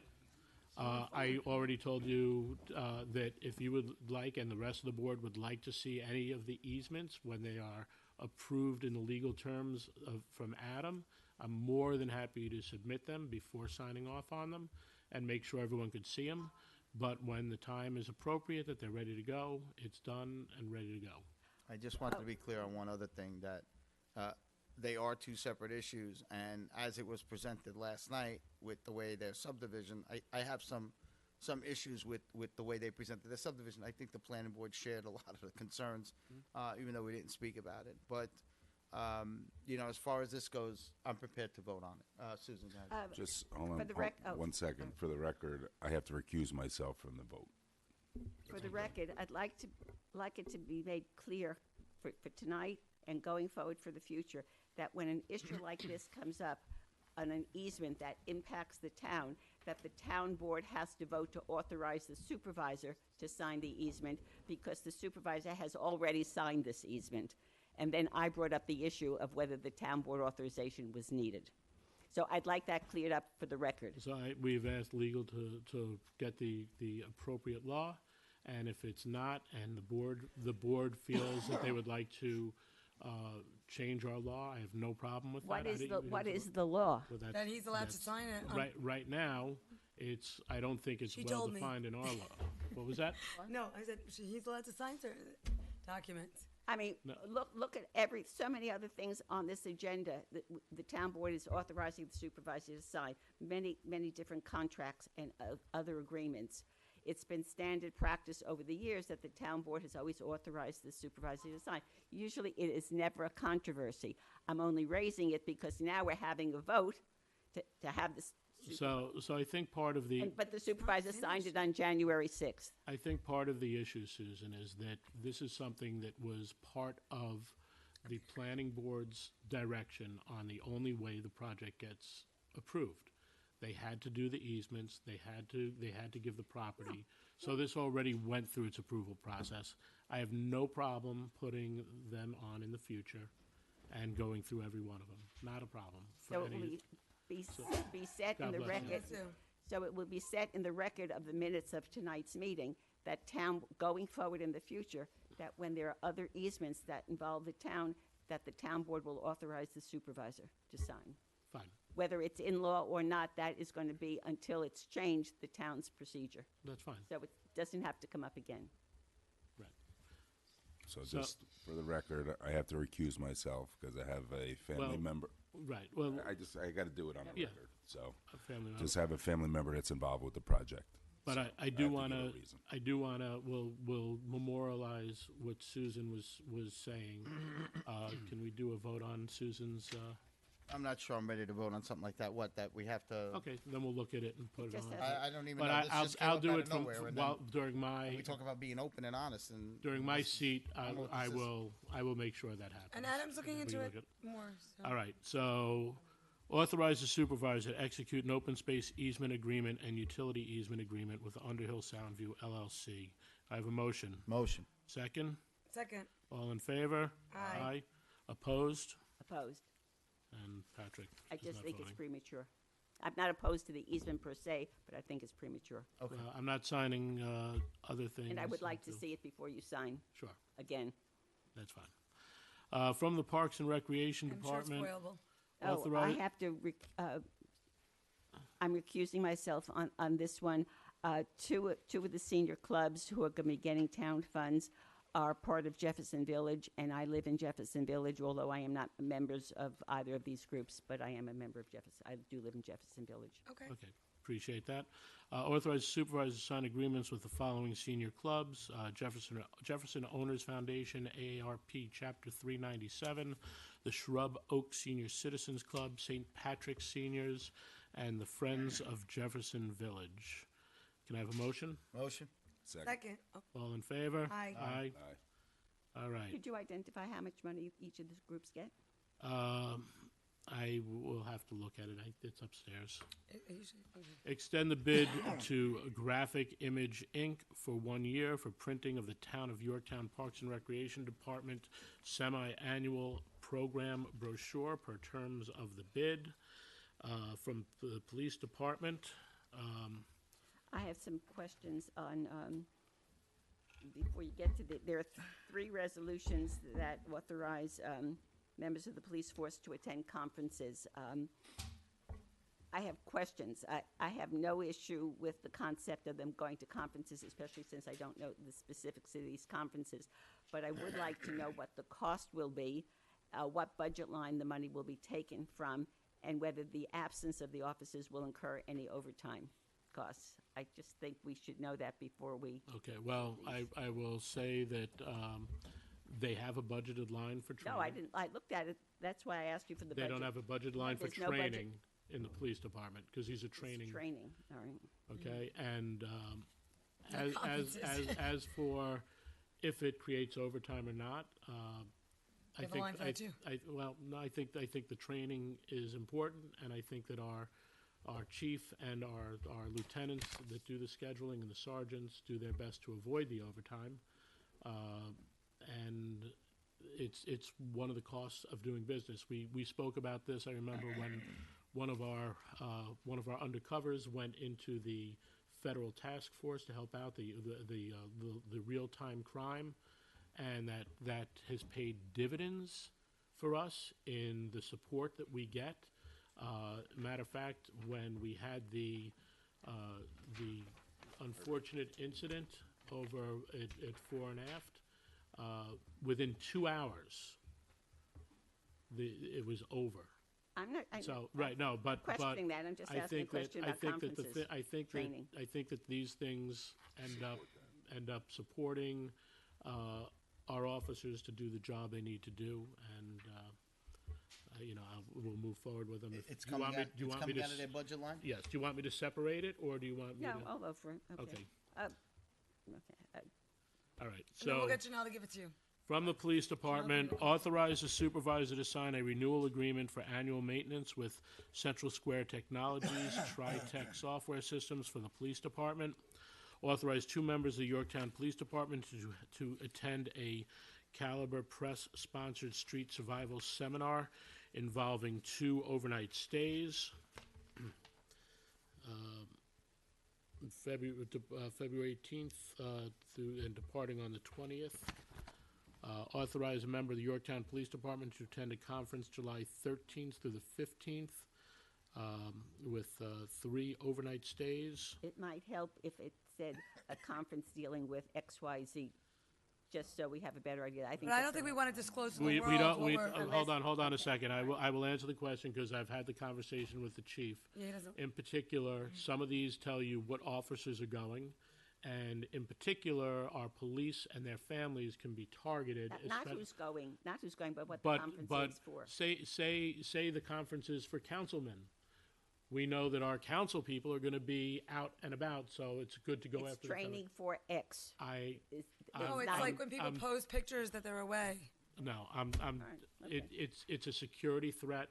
Oh, okay. And our chief is very concerned about his employees, as are Be a lot I. of issues with the police. Just a issues quick here. I don't example, if understand it's for what's going on. motorcycles and we have one motorcycle driver, they know who to target. That's They what know, he's trying. they know what families, yeah, if it's motorcycle training for 3 days, up When you to. It's a put it tough- in it's a there, they tough could run, limit trust me. down what cop supports All right, that. it's a security that issue? Yes. That's Let's all. move on. Move on, right.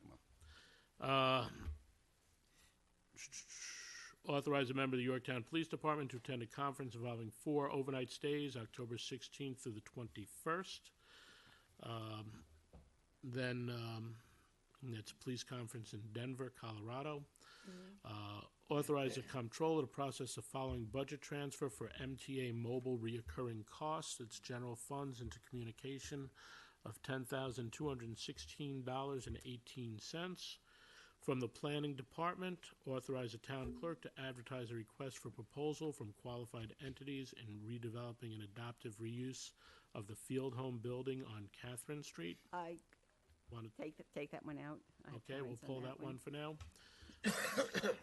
From the Water Department, authorize the supervisor to execute an agreement with NCI Emergency Response Answering Services for the year 2025 at a yearly cost of $1,956 for the Yorktown Consolidated Water District. And then I need to read this in.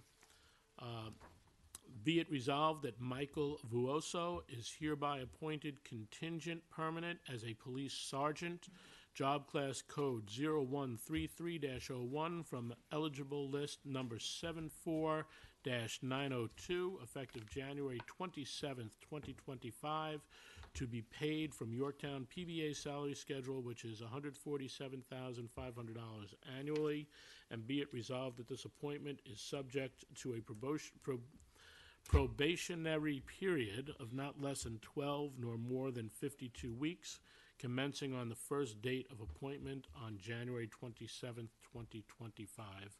Can I have a motion on all those? Yeah, I'll make that motion, for sure. Second. All in favor? Aye. Congratulations to Michael. And then we will go back to authorize town clerk to advertise requests for proposals from qualified entities in redeveloping and adaptive reuse of the field home building on Catherine Street.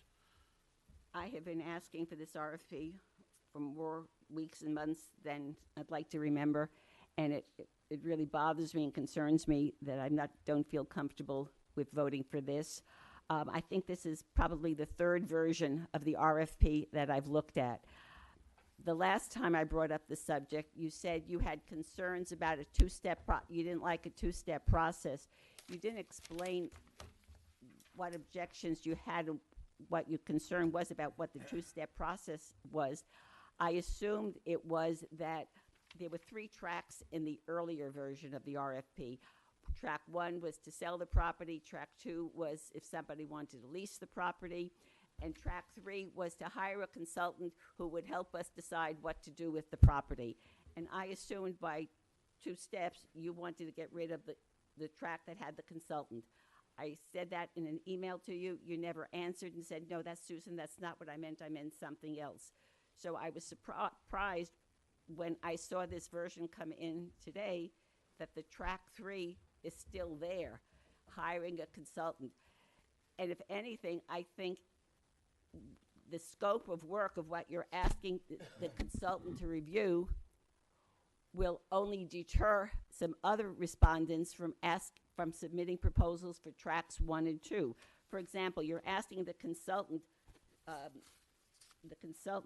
to provide information about the building's electrical systems and wiring, the mechanical systems, the plumbing systems, the building codes, whether there are any existing environmental deficiencies, whether there are mold issues, other structural defects. Some of that has already been reviewed in the very comprehensive Tilly report, and I think you're just telling potential respondents who want to either buy or sell this property, hey, there may be problems if they're asking a consultant to do this. And then you're going to have to wait, and if you give the award to track 3, the consultant, there is nothing in the track 3 that says, what adaptive reuse are you suggesting? So you're back to square one. You've identified that there's a plumbing issue or there's a mold issue, but you still don't have anybody potentially interested in buying or in purchasing or leasing the building. We're under a deadline on this. I would say eliminate track 3, which is what I thought you meant when you said you didn't want a 2-step process. So I would Track 3 wasn't the 2-step process. What was the 2-step process? The 2-step process was in the original. It basically said that we would take this, evaluate it, and come back. That's eliminated at this point. As for the additional information, it's pretty important that going in they know it's there. And the Tilly report is available for them to go through and look at. But we also want to see what the plans are. Do they want to put heat pumps in? Do they want to do solar? What do they want to do there? And I think that's pretty important. John, would you like to talk a little bit about it, or? That would be in the narrative when somebody comes in and says, I want to purchase or I want to lease it, and they're going to be required as the requirements are laid out for track 1 and 2, buy or lease, within their project narrative, and they're going to supply all that information. And if they know what they're doing, they're going to do their due diligence and check out any potential defects in the building before they say they're interested in an adaptive use for it.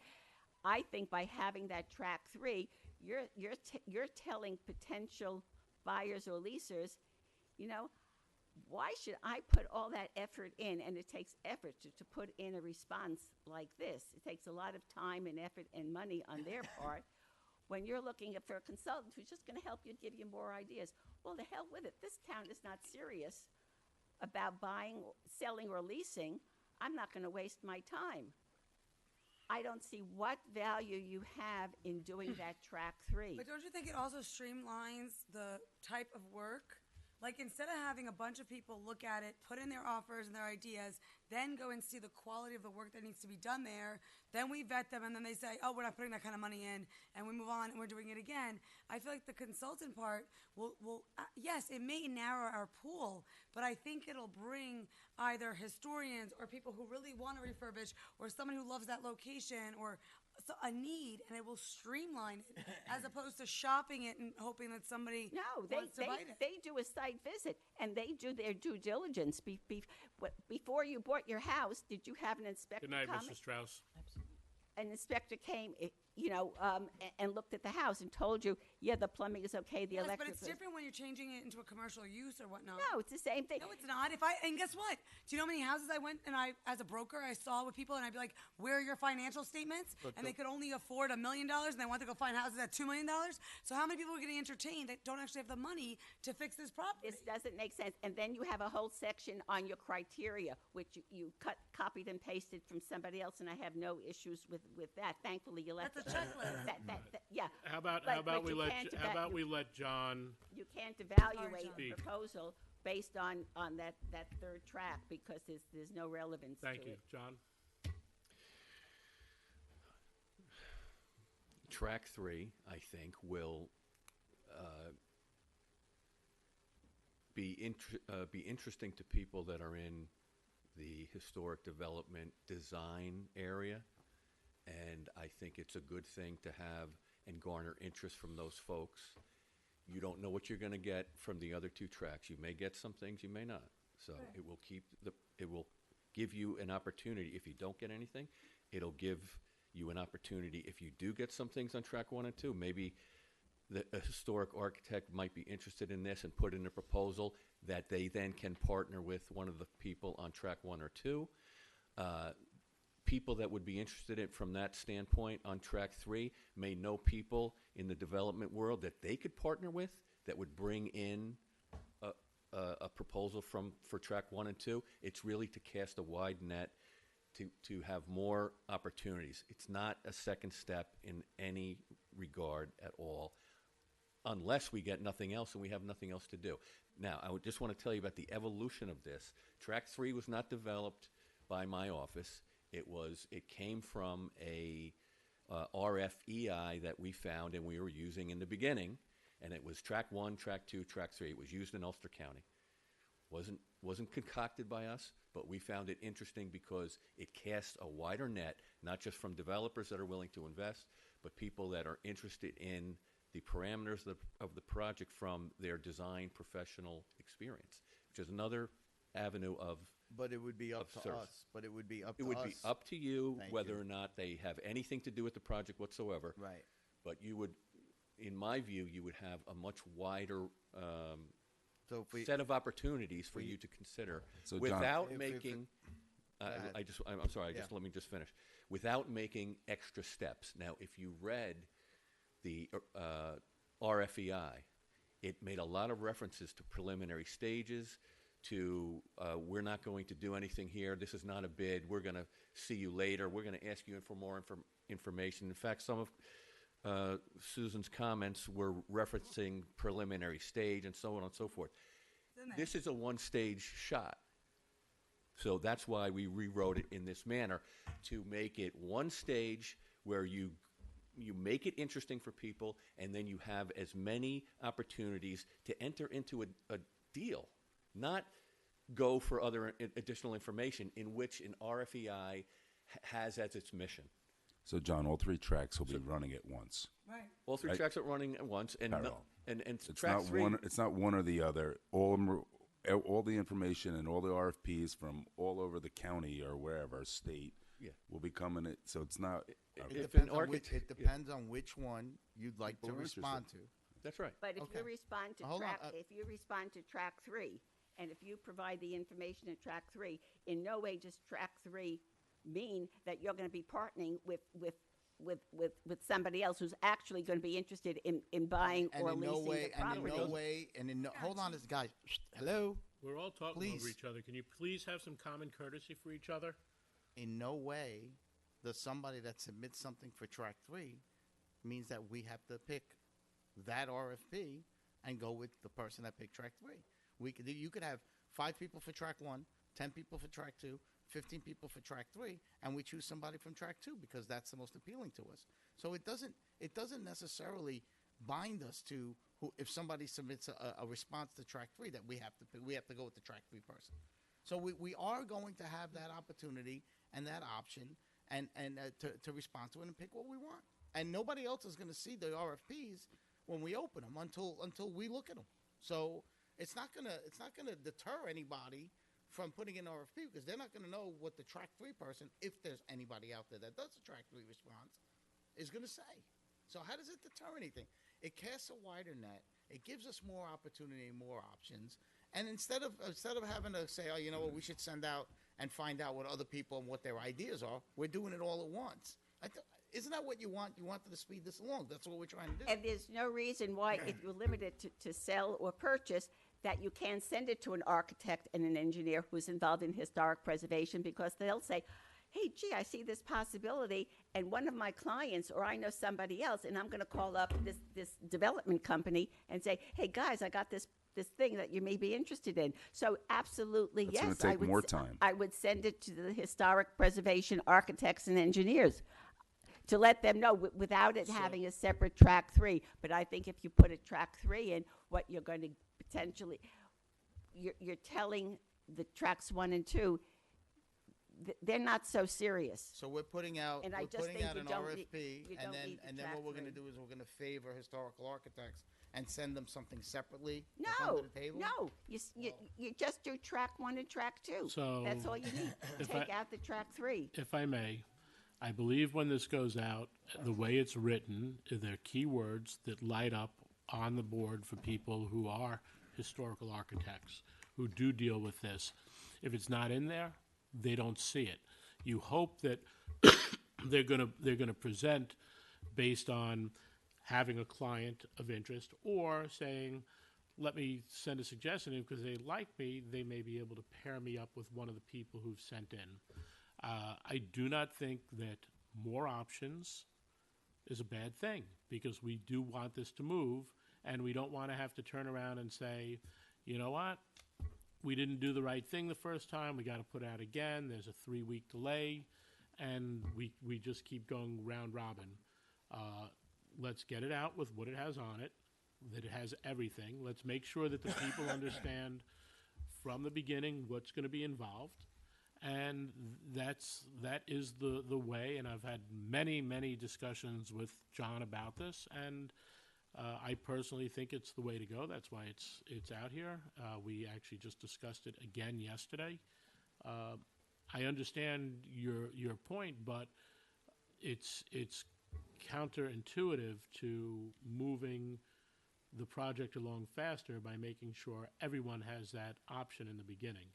And it shows that we are really open to suggestions on this as well. Track 3 doesn't ask for any adaptive reuse suggestions. It Track- doesn't ask track for three- any. All it track is- three- is a physical exploration of the build. Track 3 will be the one that brings in the most historical value and keep it. Yes, it will. Regardless, Yes, it will. regardless of who brings in the most Because value. if you buy, someone's going to buy it and rip it down. Someone's going to Wait, lease it. Can I just say something? Let me just say something. If we don't do something about this and reach as many houses or homes or humans or experts or whatnot, Toll Brothers is going to say, okay, so we'll sell it. And then we've lost this opportunity. So at this point, none of this can harm us. Whether those historians just come in and they have a friend and they're going to get a cut of it and there's an incentive to do it, great. At this point, it's just to get enough. That's what I want, Luciana. I want it to be sent to as broad a list of let's call it just the historic architects. Let's just limit it to that, okay? I want it to as broad a possibility as possible, but I don't want the historic architect to submit a proposal that says, I'm going to look to see if the plumbing is good and what other environmental defects and if there's mold in the building. I don't want an architect to give me a report like that. All or right, an so we don't- architect or an engineer. Take That's that not the paragraph t- out. But then no, hold on a second. You But want? then we don't have to pick. They could send us the RFP. Nobody sees it, and we don't have to pick them. Why So are you submitting? I've read. You're- I'm sorry. Go ahead, I, Susan. no, I I will wait for you. apologize. I apologize. Go ahead. I've read through the document. It's almost 30 pages. It's pretty comprehensive. It's got a lot of options. It's got something for everybody. So this way we could get a lot of ideas back. I don't think there's anything that we need to change in it. I know that there were revisions. That only means that you guys are thinking about it more and more and more. And you made the revisions that you felt necessary. I like the document the way it is. I don't mind track 3 at all. I think we move this forward, and I'm prepared to vote on it. Would you make some editorial changes because you have inconsistencies about the whole issue of applying for historic tax credits? And there's at least one other section that you duplicate words. There's some just sloppiness in that. Yeah, I wouldn't want it to go out without polish, and I actually believed I would polish it before it actually went out. Do you think the mold and plumbing is essential? I think it's really important. And I don't know if we touched on this. It's really important that they know. I think there's a set for coming in and doing. There's a section for coming in and doing an inspection and on the property and site visit. No, I think that's great information. I think that my hope would be that we're garnering interest from an architect that wants to work on a project such as this, not an architect that wants to do building inspections, although it's part of their job. So if there's some edits that make that more prominent and the requirement of the evaluation of the building less prominent, I'm willing for that. Absolutely. Listen, this What is about paralysis through analysis. what about the verification of the? Sorry. Didn't mean you. What about the verification of the report that we already have in hand? The Tilly report, is that comprehensive enough on the plumbing? It's been a while since I've read it, probably a year. Yeah, I wouldn't say it's That comprehensive. that comprehensive. Okay, but- so then. But then- I'm not diminishing the report. They did a good job. Right. It's a first step as to what is possible, and it broadly, I think, says that a lot of the things in the building are still usable, in good shape. I think that's what it's saying. It's not telling you that there's so much asbestos that has to come out or anything. It says it you know. was a lot of Yeah. it was remediated. yeah. The boiler was changed. to All gas of that and- stuff will have to be done again. Again. Yes, it will. That's The the bo- due the- diligence. there's a new boiler from 2022 that was installed. Yeah, It's there's got new a lot of information in there, Yeah. and it's very comprehensive. I think you did a good job on it. So- Time's of the essence. So, let's. Who is pol- going to let's- send out, let's- who's going to have the list? Who's going to prepare the list of who gets this? Are you doing that, or the clerk's doing that, or jointly? Well, I will give Diana the list that I have received from our consultant, which was, is mostly like 80-90% architects. and there are some developers in there, and then I will search for other developers to help Diana send it out. And does this go on BidNet also? Yes, of course. So, And I have some suggestions of developers. okay, great. I- So I More the- just- the I more the just better. think we're gonna polish it up. And I have someone in mind as well. We're gonna polish it up a little bit? Yeah. All right, so, once we get polished Send it up, to the town clerk so she can have a copy. yes, In we'll send it to polishing the up, will town that make clerk. any changes to your track 3? Would you, No, you're just going to change the inconsistencies and I'll change the inconsistencies. I will look at track 3. If I find anything that I can write that's minor, like a sentence or two, that changes the tenor of it, I will do that and let everybody see that 1 or 2 or 3 sentences that you can look at, bless and move forward with it. So how about kind of suggestions for adaptive reuse? Because that's what the whole RFP is really about. I will definitely take a look Draft at 3 that. says nothing about adaptive reuse. Yeah. I think the whole thing does, but know, I it's understand your all- point. Maybe in the other 28 pages. it's, and the title.